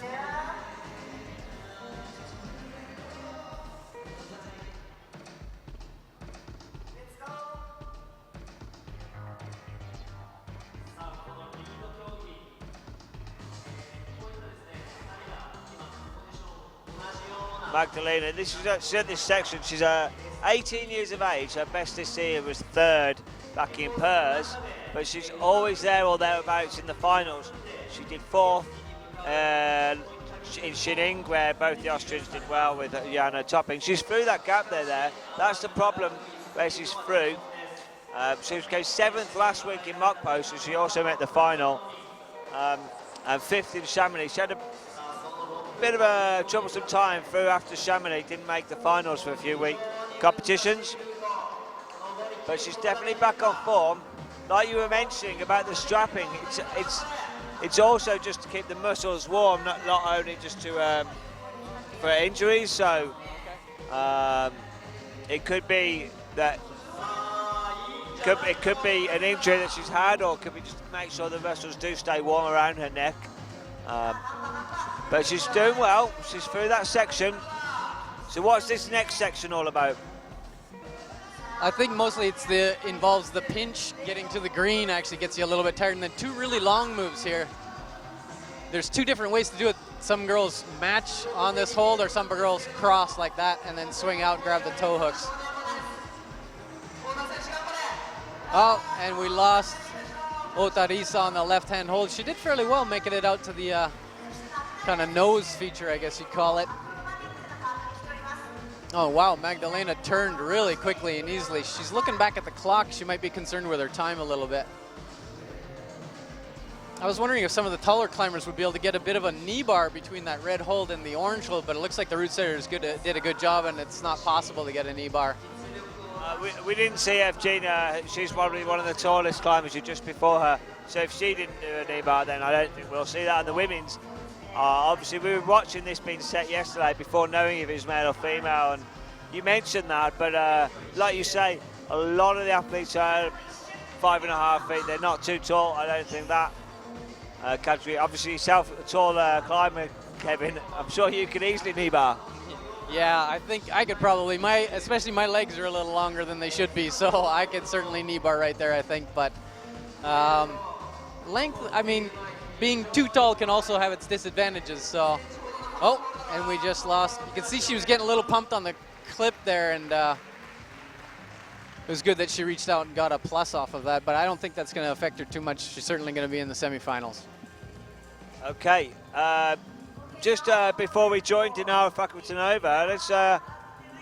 Ryan's just asked a question in the chat. The little red animal on the wall, which we were asking for a name, he asked if it's a rhino with a saddle on its back. It's not a saddle, it's obviously a chalk bag. But it's clearly a chalk bag. It's a white bag around his waist, about the size of a chalk bag. So I think you're right. I think it's definitely a rhino, though. Or could be a fox, someone says, but I'm not sure. But let's get a name for this as we join Dinara, who's just below it. Dinara Fakhretdinova climbed very well on her first climb, 43. She's second in that table on that route so far. Will now be third after Evgenia topped out as well. But Dinara, after terrible final in Shining, which she clearly was disappointed, came back with fighting spirit last week. First ever podium, doing very well here. And that's the little animal we want a name for, as we join Mina Markovic at the same time on her right hand side. Kevin, over to you on Dinara. Yeah, Dinara did really well last week. I was surprised. I actually thought she might win the whole competition, given she came out early in the finals and actually made it very, very high up, and we kept seeing climber after climber drop below her high point. But Mina Markovic and Jain Kim did come out and managed to beat her by just a little bit and put her in third on the podium. Dinara did have that disappointment in Shining where we did see some tears, and I think she was putting a little bit too much pressure on herself, but maybe her podium last week will really boost her confidence. We'll see a good performance from her this week. She's moving through the section that's, I think this is just set, fairly standard. It's just to pump you out really until these little pinches that really start to work on your hand strength and your core strength at the same time. Mina really, I can't imagine her having any trouble with this lower section. See how easily she moves through. The room has actually gotten fairly chilly. I'm not sure if they turned the air conditioning on or something in this room, but it's actually colder than I expected it to be. They have closed the windows, so the outside, the sun isn't coming in, and we are probably, that might be dropping the temperature, but there are a lot of people in here. I expect it to be a lot warmer. Surprisingly, I'm actually rubbing my hands to keep them warm in the seat here. Come on, Dinara, there we go. We haven't seen too many people do the move she just did and clip that way, although that's the way the route setters initially set it. There with the heel hook, yeah, that's how the route setters thought most people would be grabbing that hold. As she moves left to the underclings and the pinches, that really is gonna wear her out. We'll see when she gets to the top if she elects to actually put the effort into making the last move. Some climbers, like I said, might opt to save a little bit of energy for tomorrow if they're not feeling spectacular. Of course, climbers, I don't know too many climbers that give up on a climb though. Pretty much everybody, the goal is to get to the top, so they give it their all no matter what. But sometimes it can be a strategy that people will use to save a little bit of energy. We'll see what happens with Dinara. She's moving nicely and shaking out, seems to be quite relaxed. Mina, we just saw make it quite easily through that lower move. She's actually clipping from the crimp, which is interesting. Most other people have clipped from the higher hold. You see her looking back for her time. She might be getting concerned with that. Dinara seems really relaxed. Oh, she did lose her foot there, but she's recovered nicely. If she can shake nice and get her strength back, she'll be, I think she's gonna make it. Just notice Mina Markovic, she's straight through that problem section.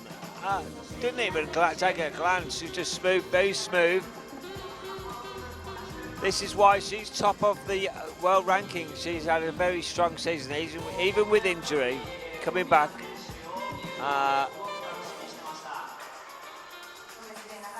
But looking at Dinara, she's doing well. We'd love to see her top. She's on the same scores as she would be last week then. Now this is the big section for her. She's done it though. She's just got to get the clip. She'll be pleased with that. Oh, she won't get the top. She won't actually get the top. She had the hold, but she didn't get the clip in. But either way, she's definitely in the final, semi-final. Yeah, that's too bad that she seemed to, I don't not sure if I'd use the word panic, but she seemed to get a little flustered there when she grabbed the jug. It didn't set her left foot and take some pressure off her arm. Of course, when you're clipping under your arm, you have to keep it very straight and use your shoulder to twist under, and it takes a ton of strength. And if you start to feel yourself slip, yeah, you better let go of the rope. The belayer did a good job keeping her safe. Our belayers here are doing actually a really good job. The walls, because if you can see down at the lower part of the wall, there's actually some bumpers near the upper, what do we call it, the upper range of seating there. Hopefully those won't come into play, but there is some padding there to make sure the climbers don't get hurt if they happen to swing sideways and bump into that. You see Mina just cruising through this section here. She's not having any trouble at all. I really do expect her to top quite easily now, unless she slips or has something really horribly go wrong.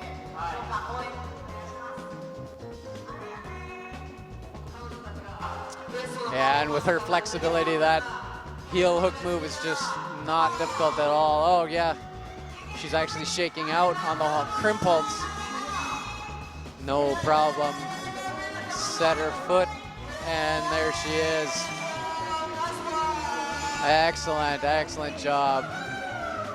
Wow, well, she's looking very good. That'll build her confidence as we move into the semifinal.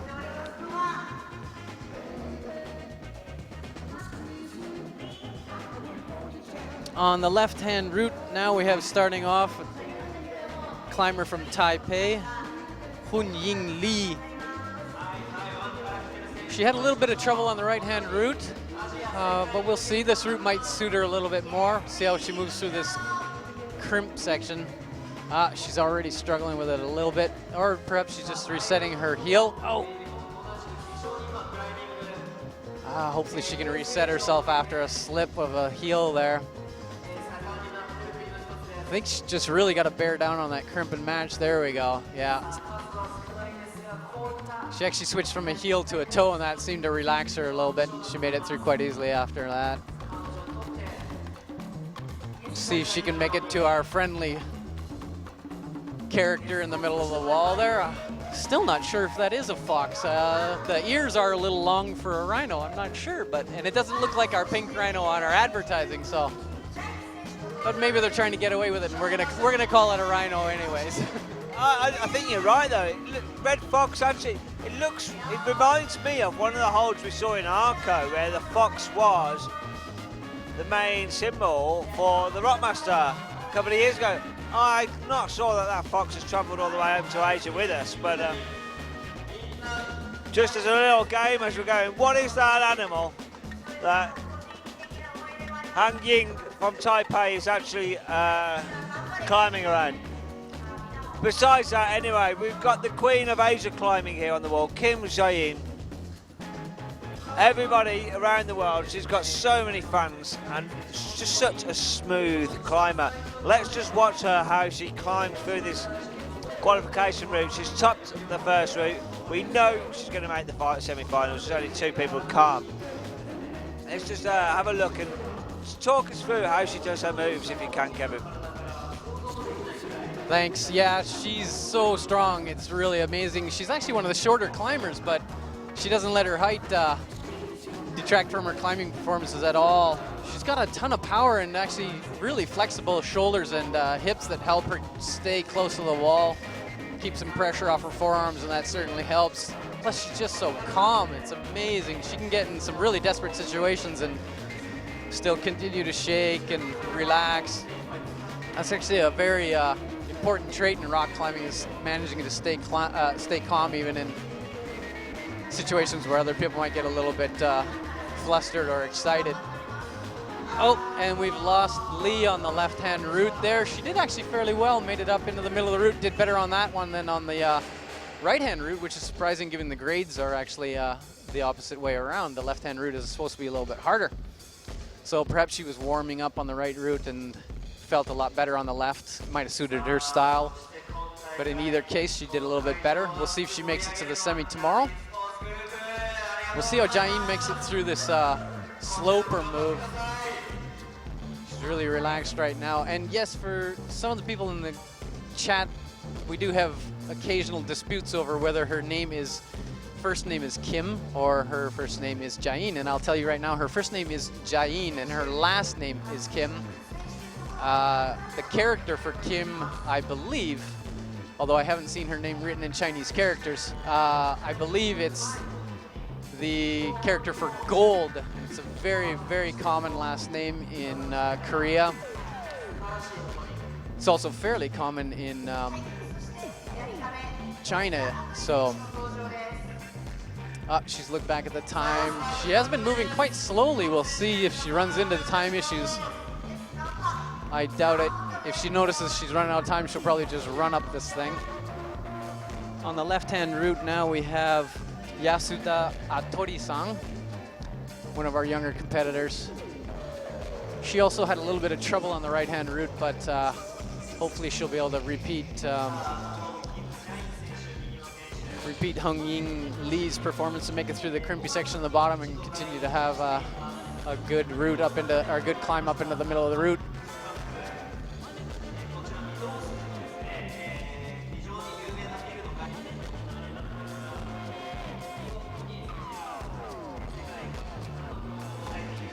Sorry, I'm just turning my mic off to cough a little bit.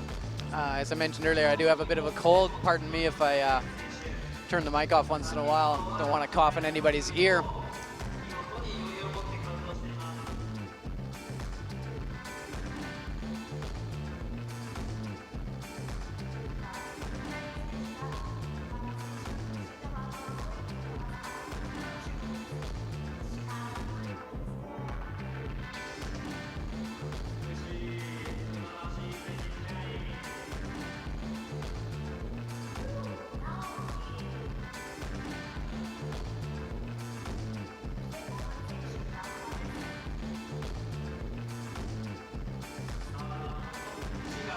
Here, Kim Jae-in.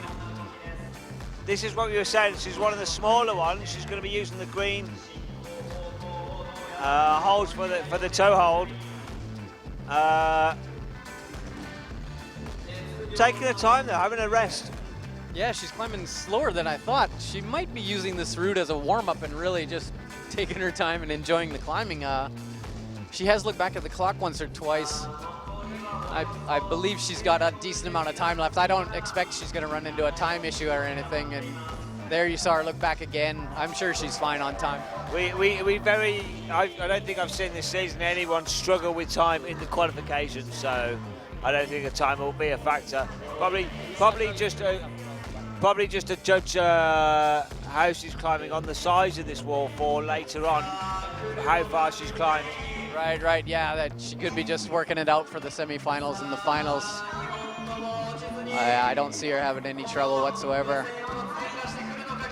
She's so flexible, can really crank into the wall, and of course her fingers are strong as steel, so, and there she goes. Lots of applause from the crowd here. Kim Jae-in making it look easy. She's well loved. Most of Asia, well, anywhere in Asia. You can hear the crowd here really likes her. And struggling a little bit on the left-hand side is Yasuda Atori. You could see her get a little bit tired while she was clipping, but she did fairly well. We'll see if she makes it tomorrow into the semifinals.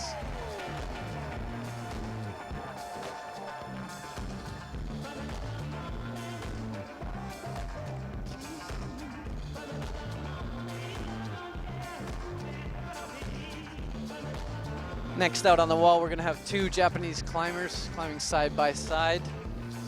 We will have Ida Azumi and Kobayashi Yuka, or Yuka is her first name, Azumi is the first name of the other climber. Yuka's going to be on the right.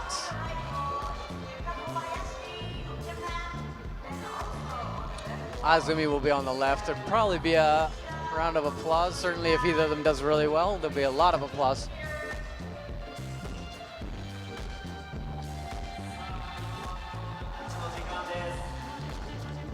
Yuka's just getting psyched up to get on the wall, and here she goes. She didn't quite top out the left-hand route, but she did fairly well. So I don't expect her to have too much trouble.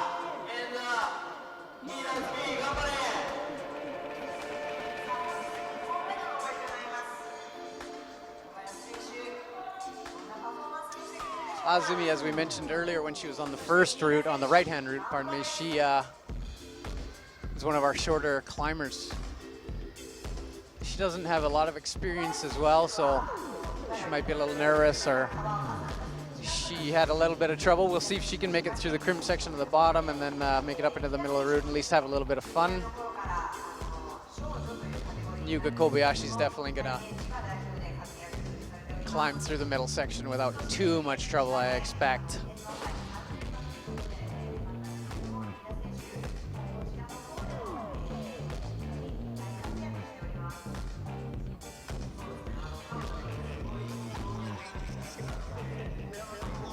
Here we see some of the Japanese crowd. We're getting some shots of the crowd from this hall. It's a great hall. We're gonna have probably 3,000 people, we hope, for the finals tomorrow and somewhere around that range. But as you can see, there's actually quite a crowd even for the qualifying round right now. It's actually really good. It's great to see the support, Japanese climbers. There are actually a lot of Japanese climbers right now, and there are walls popping up all over Japan. They don't have as much rock, actual climbable rock as certain places, certainly not as much as America or Europe, many parts of Europe. But the indoor scene here is actually very vibrant, and indoor walls are popping up all over the place. Some famous climbers like Yuji Hirayama and Dai Koyamada have started their own walls. Dai Koyamada's bouldering wall called The Project in Yokohama is a great place to go if you ever visit Japan, and Yuji Hirayama's base camp is probably the best climbing wall in Japan. It's on the other side of Tokyo. As we see Yuka move fairly easily through that crimp section, that's nice to see. Ida-san is struggling a little bit on the left-hand side, but she's grabbing the nose of our character there and gonna make the clip. Hopefully she can get a little bit of a break, get a little strength back and move through this section where it starts to get actually a little bit steeper. And Yuka actually has found a bit of a knee scum / knee bar with her left knee. When the route setters were setting this route, I did see one of the route setters find that as well. And I was wondering if that was going to help the climbers or if anybody would even find it, because it's actually it's an outside knee bar, which is a little bit harder to find. Yuka managed to find it and maybe got a little bit of extra rest on her left hand, which is nice. She's trying to find a knee bar here as well, but and she's managed to pinch that yellow block and get a bit of a knee scum, which most of the other climbers haven't found. That's great. Maybe that'll give her enough strength to get through to the finish and possibly top this route. Azumi Ida on the left-hand route is also relaxing nicely on the undercling there. The feet are fairly good, and you can get that hold kind of with your hands below your heart. Allows your heart to pump some blood into your forearms and helps you depump a little bit easier than if your hands are way up above your head or if you're stretched out. But she is looking like she's struggling just a little bit. We'll see if she can make this next clip. We hear the crowd screaming Gamba in the background. And she's off, yeah. That was a good effort though. We'll see if she makes it into the semifinals. Yuka is moving nicely, clipped. This next move is actually quite long, and she knows she needs that hold, yes, with her right hand, like she just took it the correct way. Now she should be able to move fairly easily through the cross and then do the big double toe hook. There we go. The problem with this move is if you're even the slightest bit pumped, it really feels desperate. She's doing a great job of relaxing now with both her feet above her head. That's an excellent view. Great shot. Seen her upside down on the hold like that. Well, wow, the announcers here are going crazy, of course, for the home country climber. She looks all right. She's struggling just a little bit. If she can get on top, there we go. She can get in the right body position. She should be able to relax while she clips a little, but that pinch is not as good as it looks. And of course, the next couple, yep. She started to lose strength in her left hand, and there she goes. But she's certainly going to be in the semifinals tomorrow, and hear a big round of applause from the crowd. She did quite well, actually. We'll certainly see her in the semifinal. I don't know. We'll see if she climbs a little bit better and makes the final. On the left-hand route, now we have another Japanese climber. Of course, the famous Momoka Oda. I'm sorry if I mispronounced that. There are a fair number of people that I know called Momoko, which is a little bit more common name. Crowd is going a little bit crazy in the background for Momoka.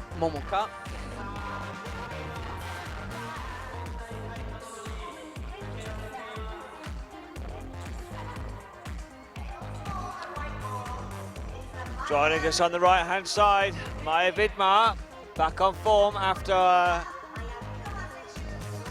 not too good events the last 2 weeks. She just topped her first route after a very good attempt, after a very poor two routes over here in Asia. Podiumed in Atlanta after that was her first podium this year, so she's going to be looking to do well herself this year with Momoka Oda on the left-hand side.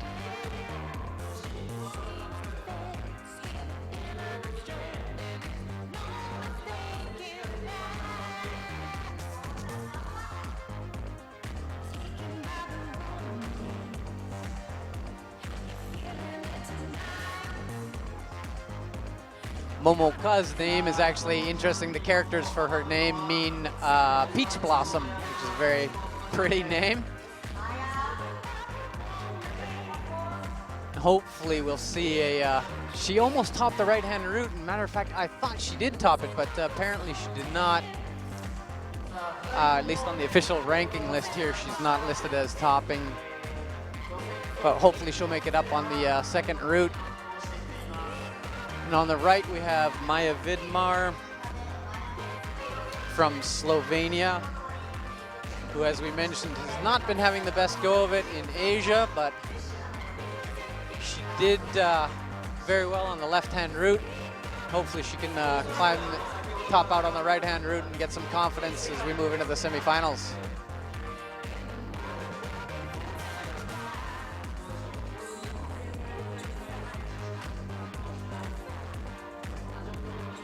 Yeah, and Mike actually did just tell me that my top the left-hand route, so she'll certainly be looking to top the right-hand route, especially given that it's supposed to be a little bit easier. She's having a little trouble with that crimp move, or I guess sloper to crimp move. Wow, and Oda looks really, really good here. She's very steady. Wow, relaxing on those holds where some of the other girls were struggling. Oh, goodness. Well, Maya just completely skipped the move that was causing a lot of the other climbers trouble. She didn't even bother bouncing out to the orange hold, just went straight up to the red under clings, or side pull crimp, I guess you call it. Wow. Well, that's a good sign for Maya. She's must be feeling really strong to be able to do that.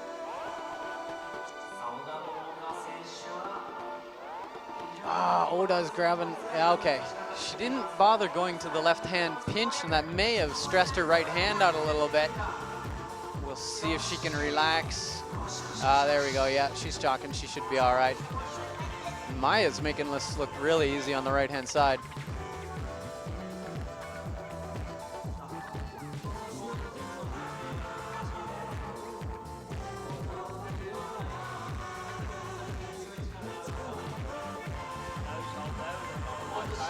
Yeah, you can see the chalk is getting a little bit built up at the top. Climbers can find places to chalk up here as they move because the holds are decent size, but boy, it sure puts a lot of strain on your core. You can see her back really, if the camera moves in tight enough, you'll be able to see her back she's really pulling hard, and that puts a ton of tension on your core. Strips blood away from your forearms and ends up pumping you out a lot faster than you think. She's managing to rest a little bit there. Yes, using flexibility. She should be all right here if she can get her heel. Yeah, good. Maya's really making the right-hand route look easy. Maybe she's got her form back. I know when she joined me out in at Yuji Hirayama's gym base camp out on the other side of Tokyo, the Slovenian team was actually bouldering that day. And when I spoke with Urban Primovic, he mentioned that they felt like they'd been getting a little bit weaker doing all these routes and only climbing routes for 3 weeks in Asia here. And they were happy to get back on Yuji's great bouldering wall and gain a little bit of their lost power back. And here comes Oda. She's getting very close to topping. We'll see if she can make the dyno, the last move. Come on. There we go. And you can see if she keeps the foot on, it makes that clip a lot easier, and she didn't run into the problem that Dinara had where she couldn't quite clip. Well, that's excellent when we see a top. She's very, very happy. And Maya Vidmar is really making that right-hand route look easy. That's great to see she's in shape. Wow, two climbers topping at the same time. That's great. Crowd's really loud in the background. I'm not sure how much you can hear it through the mic, but it's excellent. Very well done. Great. Excellent performance by both our climbers there. Yeah, Maya Vidmar, we're very pleased with that after, like I was saying, Shinning and Mokpo, not a very good climb for both them competitions for her. I spoke to her, she said she wasn't sure what was wrong, but definitely back in form. 2 tops, she's following suit of Kim Jae-in, and this could bode well. She's definitely, she's already climbed better than Mina this week from Slovenia, who didn't top her first route, so great to see that from Maya Vidmar. Coming up next, we're about 2/3 through our climbing competition now. We've got Charlotte Duruf on the left-hand side and Ono Aya on the right-hand side from Japan. So Charlotte Duruf about to start on her climb. Now Charlotte's a very patient, slow climber as well. Like you mentioned, she's probably the only athlete who has actually trouble in a qualification time. This route, probably they're both about the same distance in speed. They've both taken the athletes about the same sort of time. Totally different problems on each route. So we'll see how Charlotte does regarding time. Let's have a look. Yeah, I actually think she has to climb a little bit faster, especially through the traverse section near the top. Otherwise, she'll just get too tired. She'll come off because she'll get too tired. The right-hand route does lend itself a little bit to slow climbing because there are some heel hooks and holds are maybe a little bit more positive. It is a slightly easier route, so she's strong enough she could probably take her time. But on the left-hand route, I think she's going to have to move a little bit faster or she'll just get too tired.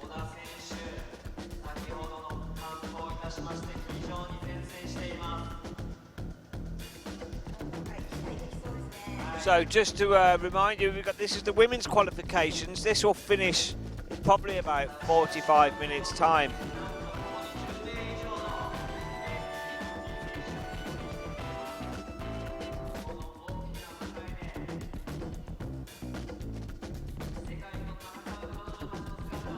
Just walking past our desk, Maya Vidmar, how are you?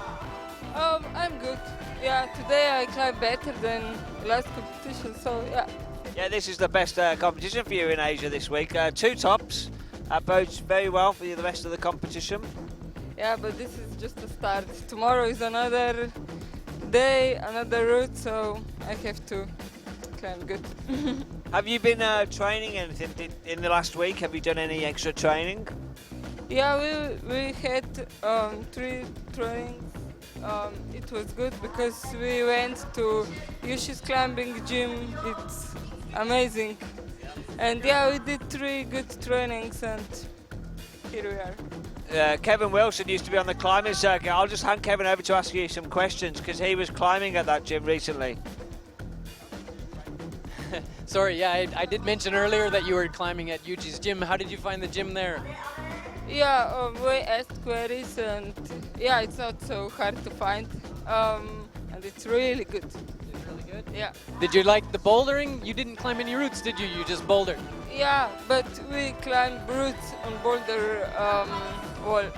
Oh, I see. You did circuits on the boulder wall to make long climbs. Okay. Do you think that gave you some power back? Do you feel your power coming back?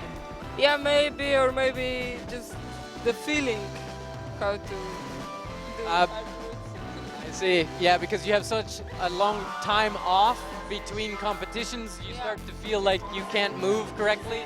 Yeah, and maybe, yeah, we don't climb so much, so it's good to have some good training, some hard move routes that you are back, that you feel that you can do.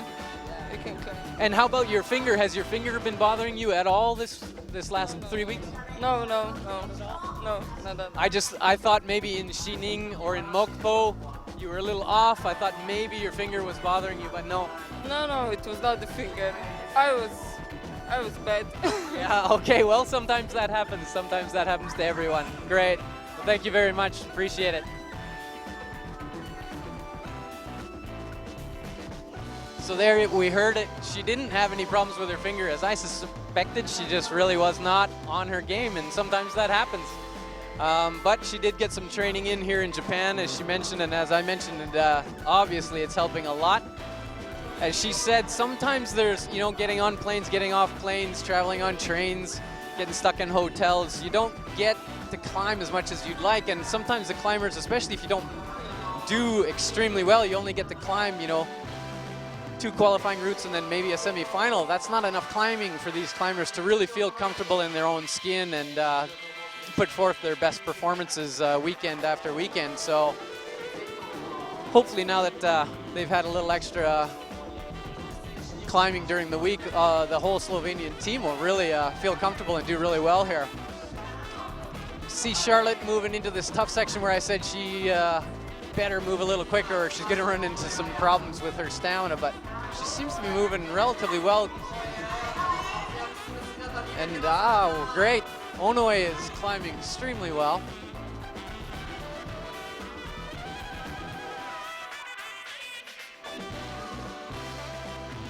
Wow, Onoe Aya is making that heel hook look easy. That's she's looking back at her time. She might be getting a little bit worried, but I don't think she's got too much trouble with her time.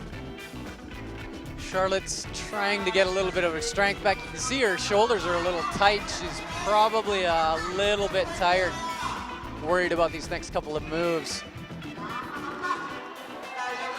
The crowd's starting to go a little bit crazy here in the background as they're encouraging Aya on. Oh, yep, Charlotte's probably gone, yeah. You can see her left hand, she just didn't have enough strength left-handed to grab that sloper and relax. Wow, Aya's doing extremely well. Let's see if she can, oh, she managed to get the crimp and she's probably gone, yep. Wow, she did extremely well. You can see near the end, she was trying to rest and get something back, but I think those pinches are just not as good as they look and tire you out really quickly if you hang off them for more than a second or two. Next up we have on the right-hand route, Hélène Janicot from France. And on the left-hand route, we will have another Japanese climber, Takeuchi Ayaka.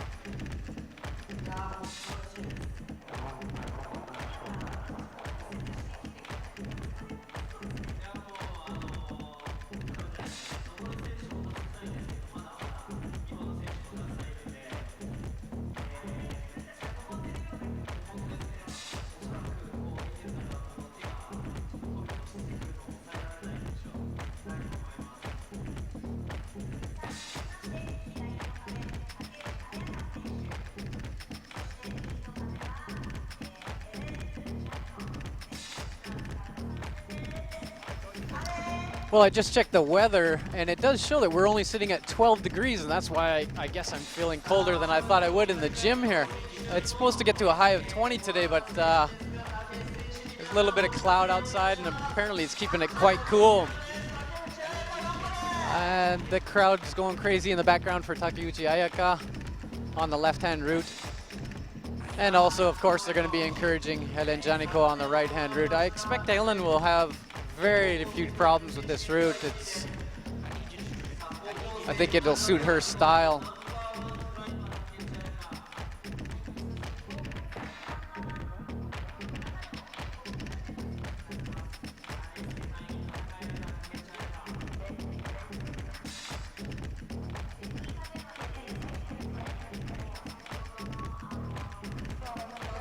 I guess we'll be able to judge better how both climbers are going to do based on these lower crux moves or semi-crux moves that Ayaka herself is about to move into with the heel hook or toe, depends on what she goes with, how she feels. Yeah, it looks like a heel. See how she makes through this crimp move. Well, it's good that she's getting a bit of a rest, but I'm not sure if she wants to do it that way. She might trap herself if she tries to cross underneath. There we go. Good, good, good. Well, she made that look fairly easy, so I expect it should be smooth sailing for the next bolt or two until it gets really pumpy up in the middle section there. We'll see how Helen makes it through this move. Allez, Helen. Allez, allez. There we go. Good. She didn't have too much trouble. You did see her core sag a little bit, and that might have caused her to use a little bit more of her body tension to rescue herself and keep herself from sliding off that orange hold. But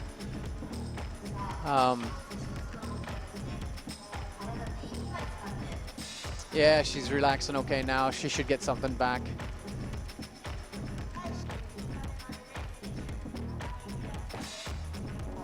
The Japanese announcers are actually just commenting on Helen Janiko's how thin she is and how long she is compared to some of the other climbers. And it is true, she is a little bit on the thinner side. Mina Markovic is a thin climber as well and just absolutely rippling with muscle. She's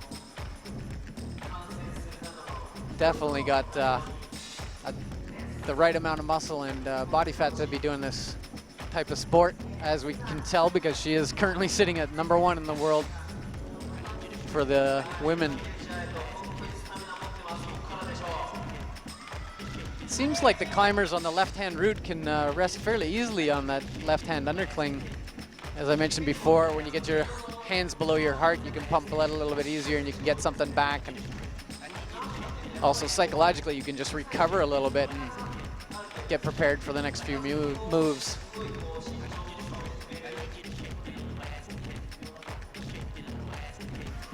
Here we'll see if Ayaka, her arm's chicken winging. See if she can get up to the pinch. I think she might be struggling a bit. Oh, it was good that she got her foot set. Come on, she's gonna have to clip soon or she's actually gonna get disqualified. She might be too tired to move anyways. Yeah, there she goes. Helen made it through the heel hook section, bat hook section fairly easily. It might look like she's almost getting a knee bar, but she is not actually generating any pressure. I can see from where I'm sitting, she's not actually generating any pressure with that leg, so it's not helping. Even though in your camera view it might look like it's helping, it's not. She's concerned with her time, but I think she should be fine. She really looks like she's gonna go for it and really try and top out here. Maybe improve her position for the semifinals so she can start a little bit later in the round. See if she can make this clip. There we go. Oh, she's managing a little bit of a shake, but she's definitely tired. You can see she's definitely getting just a little bit tired. See her shoulders coming up. If she can get on top of that foot, she should be okay. Oh, wow, she is pumped and still hanging on. She's making a great effort. Come on. Allez, allez, allez. Allez. Oh, excellent. She can set her foot and make the clip. She should be all right for the top. There we go. Excellent. Wow, she's got a smile on her face. That's making her happy. She's definitely happy to top that out.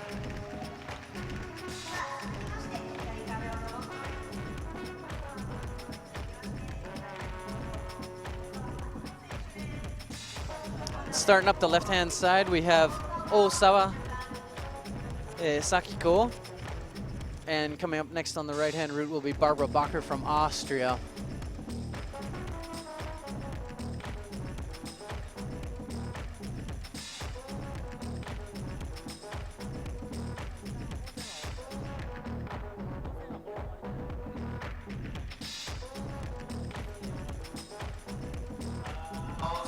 Sarah Sakiko on the wall on the left hand side, just giving Kevin a little break on the mic. It's great to have an experienced climber here in our commentary box with us here in Asia. As on the right hand side we'll be joined by Barbara Bacher from Austria.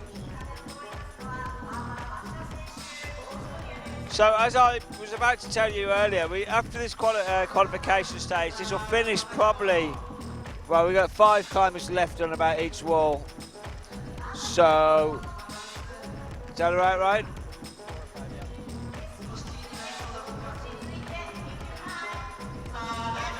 Yeah, it's about, I think we've only got 3 left on the other side. So, yeah, just only a couple to go on the left-hand side. So we'll be finishing probably in about half an hour's time here out in Inzai in Japan. And then we'll take a little break, close it down, and we'll be reopening with the men's qualifications.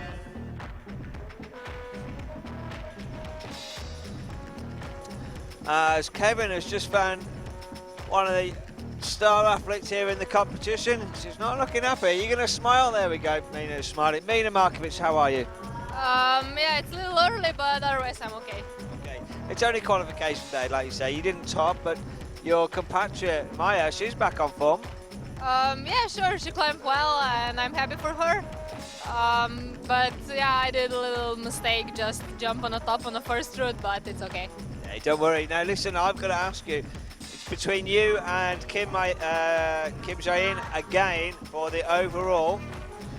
Now it's only about 15 points in it for the IFSC World Cup points. Do you think you can win? Can you hold off the pressure that Kim Jae-in is bringing back into the competition?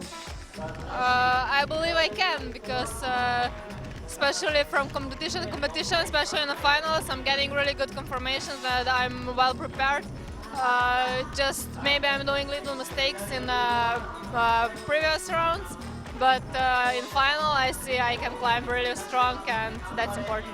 It's great to see you back on strong form. You had no problems from your thumb, and you've got your last competition of the year in your home country. Yeah, sure. When we arrive back from Asia, I still have 2 or 3 weeks, so I really believe that I'll prepare for climb my best. Okay, how have you enjoyed out here in Asia? It's really good. Yeah. Okay, great. Well, I'll let you go. Looks like your bags are packed. Go and relax, have fun, and good luck tomorrow morning. Yeah, thank you. Mina Markovic there from Slovenia. So, as we rejoin the wall, I'll hand back over to Kevin for a second, and we'll try and get some more interviews as the athletes are starting to pack up. Great, thanks, Mike.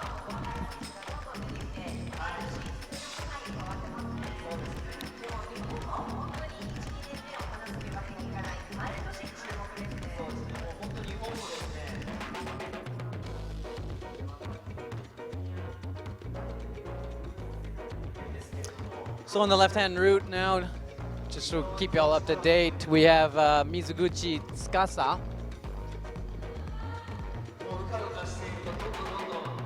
She didn't seem to have much trouble on the lower move, so I expect her to move up into the middle of the climb fairly easily.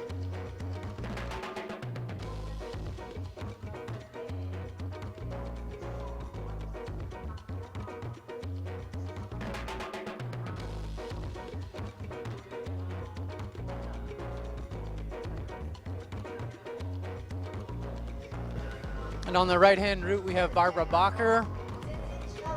Did fairly well on the left-hand route. See, she's got a little bit of tape on her left knee. I'm not sure if she scuffed that or if she's put that on in order to be able to knee bar under the blue block, the blue volume below her. As I was saying, once one climber finds that type of outside knee bar, if they tell other climbers, or if other climbers see it, they might prepare and throw a little bit of tape on to save their knee from getting scuffed up too much.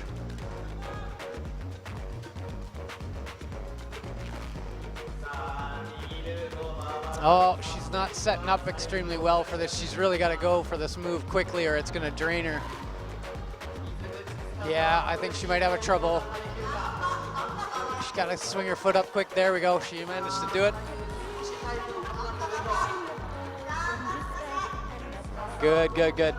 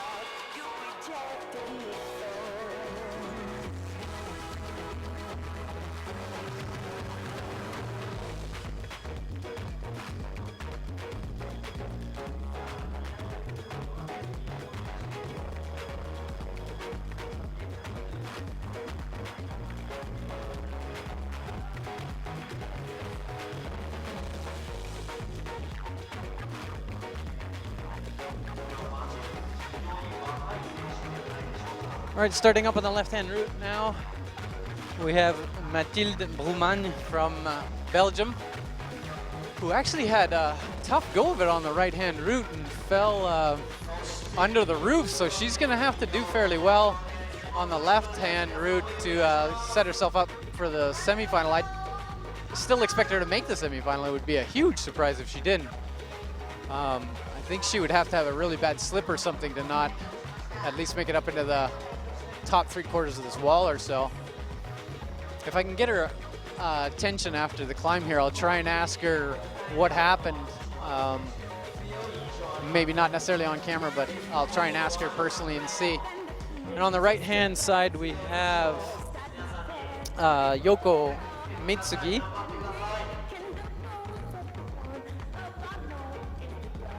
One of our less experienced Japanese. She's obviously climbed quite a few years, but she hasn't climbed on the World Cup circuit itself. Sometimes your nerves can get the better of you. Like I said earlier, in my first competition, I didn't expect to do well, so I actually was able to relax quite a bit, and I climbed quite well and did fairly well. But the next competition, I thought I was somebody and that I was a little bit better climber than I perhaps was, and I ended up doing extremely bad. Probably my worst performance in a World Cup. Finished somewhere in the 60s range. Yeah, so I did quite bad. Just put too much pressure on myself, and that happens. But hopefully this young climber will just enjoy the experience and do as well as she can and build up some experience for next year perhaps.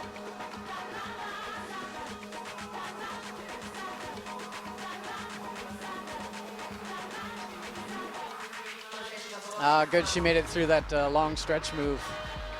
She's also one of the shorter climbers again, so that move was a little bit of concern, but she managed to make it. And Mathilde looks like she's moving a lot better, a lot more confidently than she was on the right-hand route, so perhaps she just didn't warm up properly or something. As I said, I'll try and find out for you.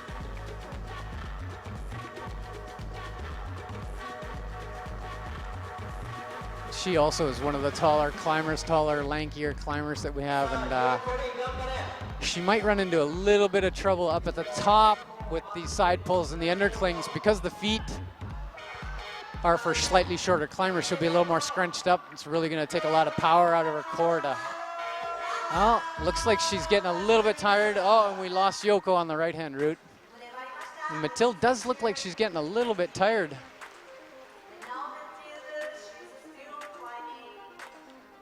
Let's see if she can make this cross move to the pinch.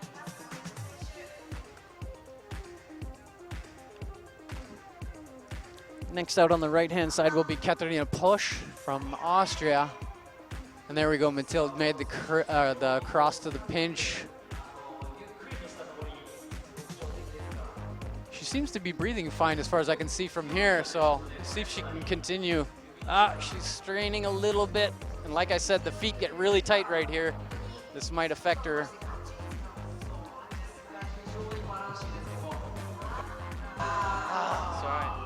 And off she comes. Yeah, she just looks a little bit out of sorts today. I'm not sure, but that'll be enough to get her into the semifinal, I believe. So we will see her tomorrow. Hopefully she'll get a good night's rest and be out and be in better form tomorrow for us.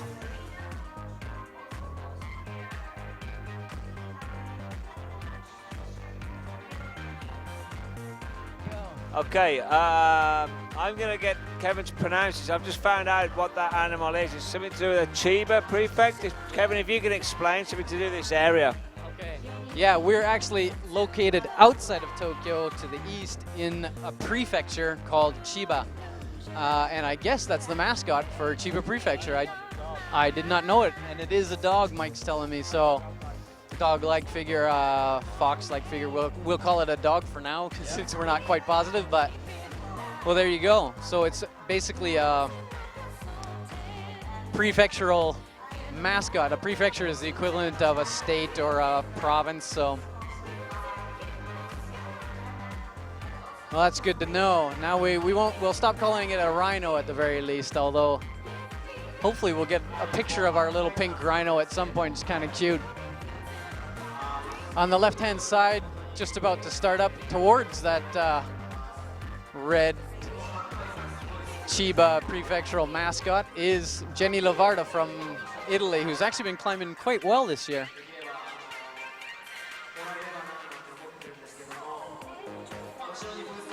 Well, I'd like to say she's been climbing quite well, but I think she had some better qualification rounds last year on the whole. She's made every semi-final. I thought she's climbed quite well. She's been there or thereabouts. She hasn't actually made a final yet this year. But then again, we keep saying that all the athletes are getting stronger. She's quite one of the older climbers in the category. She's 28 years of age, so I'm sure she'll want to finish Asia Tour with a high. No doubts about it, she can do it. She came 9th in Atlanta. Over in Jining, she came in 10th position. And last week she did not have a very good climb. She came 16th. So she made it. I'm sure she made a couple of finals last year. I'll find out. Let me just dig deep into the scores. As I'll leave you to talk about her climb. They're just fixing a route, I believe, on Route 1. Great, thanks. Yeah, we'll find out how she did last year. Honestly, I didn't remember seeing her last year. Pardon me if I got that wrong. She was in the bouldering and the lead in well this year with a 9th and 10th, and I'm not sure if the right-hand side, I think Lavarda, Jenny. One of the holds has not come loose. The route set is just up there, just checking something. He's not got a brush in his hand, so he's not cleaning it. He's on his way back down, so I think that's fine. Okay, Jenny Lavarda, she did make one final last year. She came 7th, and that was in Jordan, where we had our first World Cup in the Middle East. But let's not take anything away from Jenny, but in that competition, there were not too many climbers who actually went there from the top of the category. So She did her best performance this year was in Chilling, where she came 10th, and Chamonix came 12th last year's. So extremely well. He's, as you said, he's really in form. So I believe he was a youth champion last year, and he's only 18 or 19, possibly 19 years old right now. So still a very young climber, and got a lot of hope for the future. Italy does.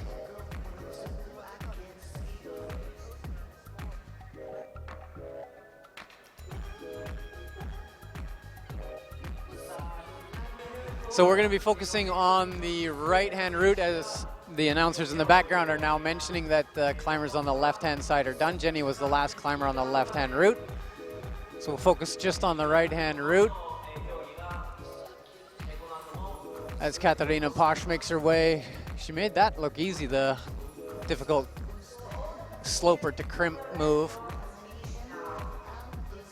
She climbed fairly well on the left-hand route, so I expect her to get quite high, if not to top this right-hand route. You can see the tape that we were talking about earlier is on her wrists. And Mike, as Mike said, I didn't know that climbers actually used it just to keep warm. Some of the people I had talked to had only mentioned injuries or to keep some tension on, you know, in their shoulders or on a muscle that they'd managed to stretch a little bit.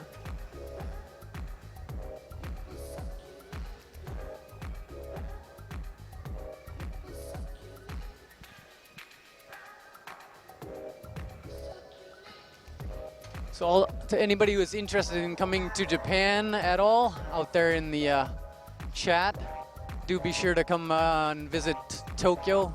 It's really a great place to visit, and for some more, I guess, cultural experiences, you can go down to Kyoto and Nara, the infamous Daibutsu, or Great Buddha, the largest metal Buddha statue in the world for many, many years. I think it might still be the largest metal statue in the world of a Buddha, is in Nara. It's a great site. There's also in Kyoto Kinkakuji, which is the Golden Pavilion. It's a building made out of all gold. Well, sorry, it's plated all in gold. And if you come to the Tokyo area, there is some good rock climbing, outdoor rock climbing, and plenty of gyms that you can always visit. And the climbers around here are just some of the nicest people in the world, so I'm sure you wouldn't have a problem finding a ride. Or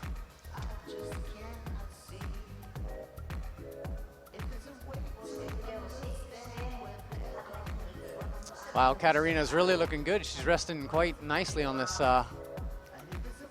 green hold. That's actually not the greatest hold. Surprising that she can rest on that easily. We have seen a few climbers rest on it. There we go. If she can get this twist through. She's looking a little bit stressed. You can see her elbow coming up on the pinch.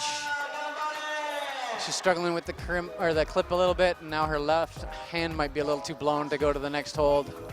Oh, she got it.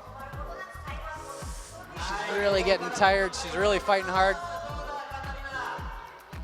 If she can get on top of her foot, nope. Yeah, you can see once her arms got a little bit blown out, she looks a little disappointed, actually quite disappointed. Which, you know, is a little understandable. This route is supposed to be easier, and I think she was expecting to probably flash that, and it might also be a little more her style.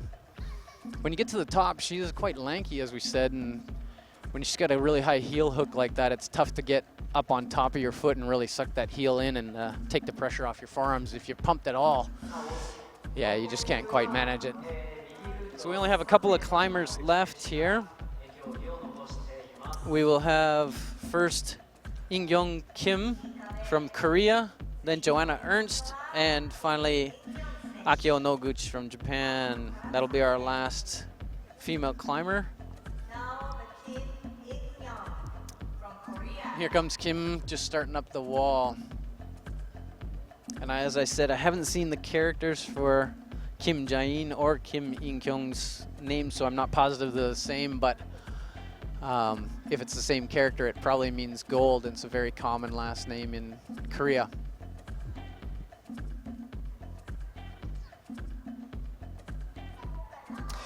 Oh no! Oh, I didn't quite see exactly what happened. It looked like just as she didn't generate any momentum, got really stretched out, and her right hand on the pinch just popped off. Oh, that's too bad. That might not get her into the semis for tomorrow. I'm sure she's really disappointed with that. She's kind of laughing right now, but that's a little bit too bad. We don't want to see anybody just make a horrendous mistake like that. If she got pumped, it'd be a little more understandable, but that does occasionally happen. Actually, one of the most famous climbers in the entire world, a friend of mine, Lynn Hill, in 1991 or 92 in Nuremberg, qualified for a semifinal and walked out, stepped onto the wall, and her right foot managed to slip off of the bottom hold and touch the ground, and that was it. She literally climbed one move. And that's the best climber, quite possibly the best all-around female climber in history. So it does happen to the best, and we just hope that Kim learns from it and maybe puts forth a better effort next time. So moving right on to Joanna Ernst, who looked great on the right-hand route.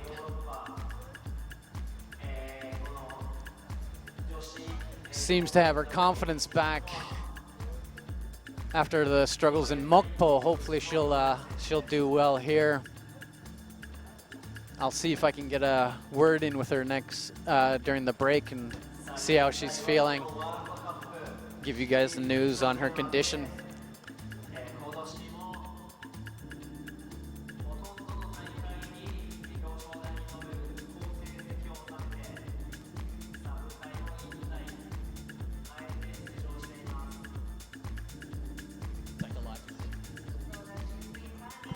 Well, I hope you've been enjoying the thoughts of Kevin Wilson, a previous climber on the World Cup circuit, as we mentioned.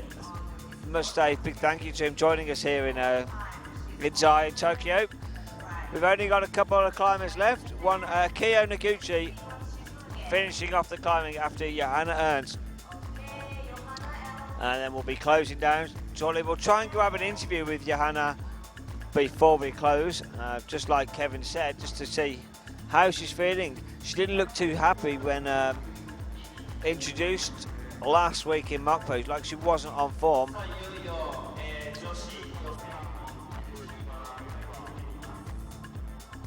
Just as we're watching this climbing, I can see Sachiyama warming up. Sachi, how are you? Yeah, good. In fact, I'll drag Kevin over to interview you and he can translate. これからインタビューしてもいいですか？はい、大丈夫です。Yeah. 今日の予選見て、秋代ちゃんは結構元気で登ってた。どう思いましたか？ What did you think of Akio's climb today?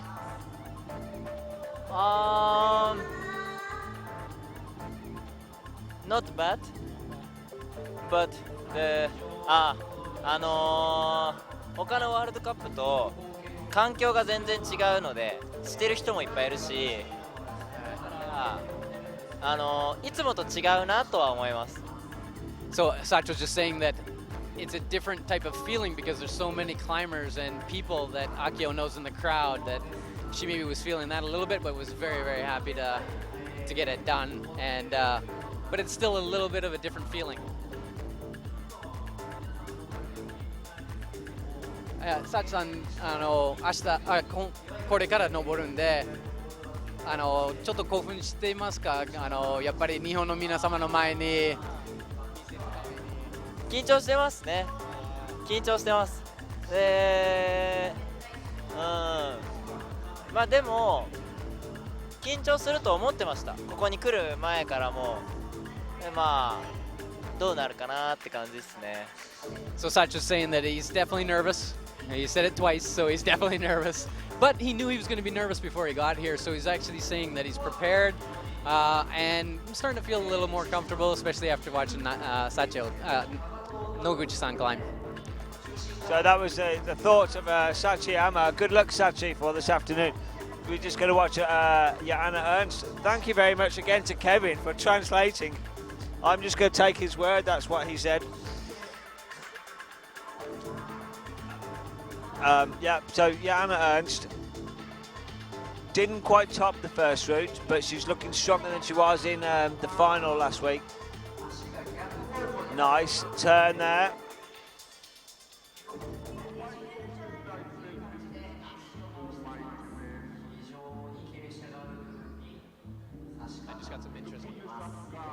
I just got some interesting information from my wife. Actually texted me, she's listening to the broadcast, and she mentioned that the mascot that we see on the wall, the little red dog-looking character, is actually not a dog. No. It's the shape of Chiba Prefecture, and the name is Chiba-kun, which means little Chiba, or Chiba. Kun is a diminutive for a boy character, and it's actually not a dog, even though it amazingly looks just like a dog. It's not. It's the shape of the prefecture itself. Yeah, if you looked at it from, say, Google, you would see this type of shape. Yeah, so that's something a little bit interesting for the crowd in the chat to wrap their heads around, and us as well. Wow, and Joanna's really making it look easy. There we go. It's amazing the difference between some of the climbers who get up, like we just saw Katarina Posch get really pumped at that section, and Joanna just made it look easy, so yeah, the difference is pretty amazing. We'll get an interview with her and find out, because no smiles again from Joanna, and throughout the competitions I've enjoyed this year, talking to Joanna, and she's always very smiley, so not sure if she's still tired from this Asia tour. I was speaking to Eichel, their coach, earlier, remember, and he was saying it's been fantastic, but they're all getting a bit tired now. 3 weeks, 20 days, 3 competitions, plus some of them even went to Rockmaster, so I'm not sure the Austrians did, but we'll find out. I'll go and try and grab an outcome. Okay. Thanks, yeah, the Rockmaster in Shanghai actually could have taken it out of some of the climbers. I believe the Slovenians went, so I imagine the Austrians went as well. And we're gonna have our last climber. Akio Noguchi is gonna try and top this route as well. Whoa, we heard the announcers go crazy in the background. Lots of cheering, and I guess Mike, oh, he has managed to get a hold of Joanna. I think he's just gonna talk to her off camera and get some information, be right back. We'll watch Akio climb. As she said, the left-hand route was a little more bouldery, kind of more her style. This one looks a little more stamina-oriented, but she'll probably, I expect her to climb this as well. I'll pass you back to Mike here. Yeah. So I've just spoke to Johanna. She was. We'll get chat with her after Akio, and we'll go through the results. But she did mention to me last week she was not feeling on top. Maybe a stomach or something. Us Westerners do not really. We take a while to get used to the Asian food. The food over here, I was a bit worried, but I've enjoyed it in China, Korea, and now in Japan. I've had some fantastic food. So it could be just her stomach, just changing to the different foods she's had over here. I know the Austrians, they not go out drinking like I do, so I don't think that's the problem. So, although everyone will be pleased to know I have been behaving myself out here. I'll celebrate when I get home. So, Akio got loads of support from the crowd for the last climb. I'm sure we'll hear them coming up in a second. Just approaching this section, which I've noticed in the second half of qualifications have not had a problem with this 19+ zone. Yeah. What was that? I'm not sure exactly. I mean, occasionally there's not enough chalk on holds, so they start out a little bit slippery because they're sucking the chalk off of your hands in order to fill the holes that are inside the holds. But I just think people got used to watching other people do it and knew, hey, you got to do that move quickly, get through it, do it all fluidly, and that helps more than, some of the earlier climbers probably thought, oh, I'll try this, I'll try that, and got stuck there a little bit. And that is the case. They're all watching each other. They're not in isolation in the qualifications. And if only a couple of the climbers actually climbing it first, there was about 5 or 6 that all hit the same barrier, and without seeing how it's done, maybe that's why, like you say, well pointed out. Because I know that the route says will have fully chalked all the holds, and we did see a couple of the climbers top it. So, yeah, interesting. Akiyo's saying had no problem. She's straight through that section, so she's on about the 21-22 mark at the moment. Crowd a little bit quiet, just hoping, but I'm sure they'll come in and give her an extra little push towards the end. So as I say, we'll go through the results of these women qualifications. 26 will be going through tomorrow, so all the usual faces will be there tomorrow morning, but we'll take a short break for about 25 minutes while the walls are reset. Stay with us live on the IFSC TV channel, and we'll be with you for HD footage of the qualifications after this morning. Will you be back with us, Kevin? You're not going anywhere? I'm not going anywhere, no. I'll be here for sure. And the guys will be starting, soon enough. So I think we have a few more men. There's about 31, is it? Yeah. 31, I believe, yeah. Yeah, so we'll have a little bit longer. And the men's routes are going to be spectacular as well. I think these routes have been really just brilliantly set. They give a great show for the crowd, and they've been splitting the climbers up into fairly distinct groups. We've seen the strongest climbers make it to the top, and the rest have been making it, basically based on their shape. There's been no real stopper moves is what I'm trying to get at. There's no move where like 16 climbers all fell, nothing like that. I think Carlos did a great job given the wall that they've got, and it's only going to get better from here. Certainly is. We're so excited.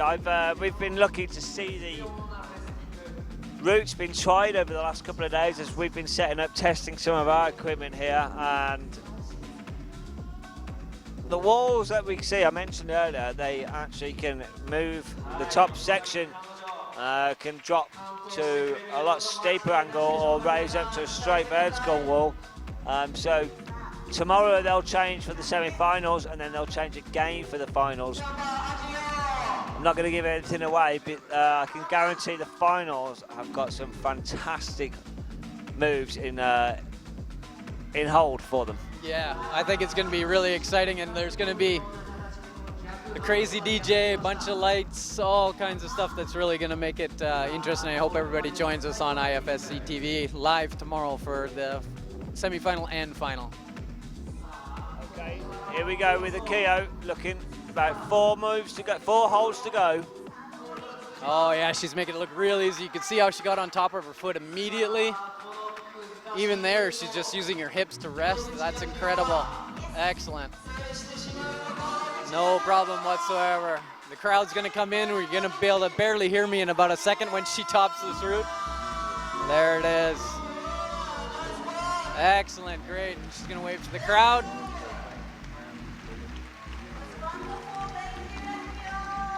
Okay, well there we are, Akiyo Noguchi. And as I promised, I'm going to have an interview with Johanna Ernst in a second. If you, we're just going to get Johanna over here, and then we're going to go through the results. So let me just have a quick word with Jinning's gold medalist, Johanna Ernst. Just smile for the camera for us, Johanna. Hi. Hi. How have you climbed today? Quite good. Talk to the camera. Okay, hiking. Yeah, it was good. Okay, so what was wrong last week? We didn't want to talk to you straight away last week. We could see you were not on the game. After a gold in Jinning, last week, not a good performance. What was it? I was doing fine, so it was okay for me. I've had some problems and didn't feel that good, so it was good effort for me to be in finals. Yeah. Okay, so but both yourself and Magdalena didn't climb. Was Magdalena not feeling her best either? I don't think so. She was good. So it was just the Austrians not on their top form last week. Have you been doing training this week? Yeah, we did in Tokyo twice, a little, so hopefully it's enough. I don't know. Okay, so have you enjoyed the routes today then? Are they a nice setting? Yeah, they're really nice. I like them. Yep. The wall's pretty good. I mean, on the pictures it was like cheeses, I thought it's gonna be worse, but it's okay. Yeah. It's nice, yeah. Okay. And what's it like climbing? What are the Japanese crowd like to climb in front of? Sorry? What is it like with such a big crowd in the qualifications? Yeah, it's nice though. I didn't expect so many people coming. Yeah. Hopefully in finals and semi-finals tomorrow will be enough. So, and they are like cheering for everyone, not just for the Japan. Yeah, exactly. Yeah. There's probably maybe 500 people here. We've been told maybe 2,000 for the final. So 4 times. Really? Yeah. Oh. Does that put pressure on you? No. Okay. Thank you for talking to us. Jana Ernst, first gold winner here in Asia. Thank you, Jana. That's good luck for tomorrow. So we're just going to go through now the results of this morning on groups 1 and 2. So here is group 1.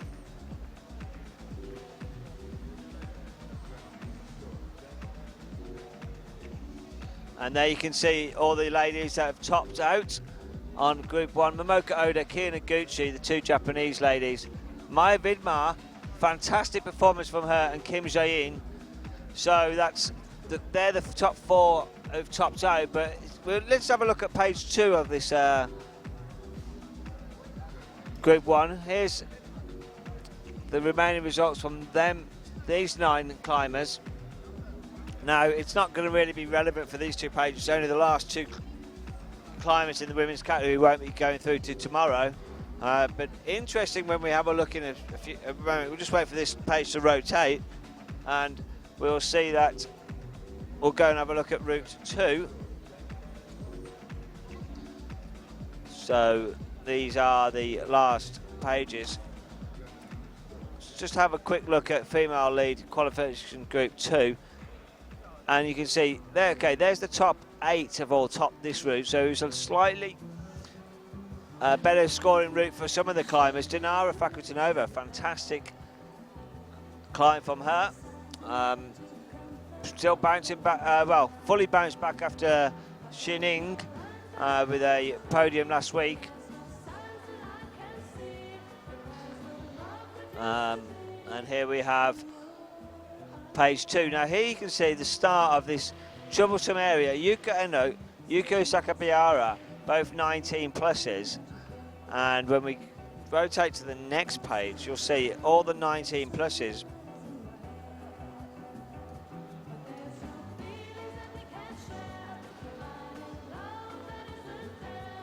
Here we go, you can see all of them. And that was the blue volume problem which we were mentioning, which troubled everybody.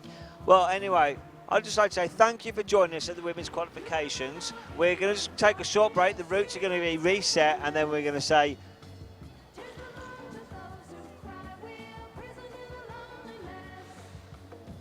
that's the last climber. We're going to say good night, good afternoon to you guys. We'll be back in about half an hour's time. Thank you very much for watching. Bye-bye.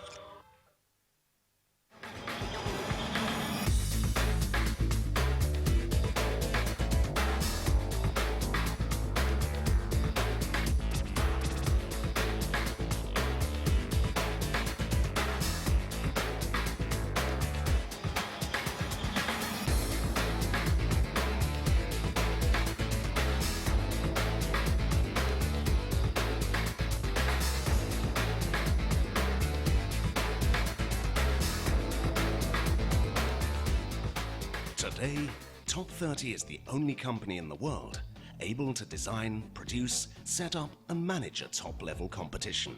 Everything within the same company. Everything with the trustworthiness and professionalism that an official competition requires.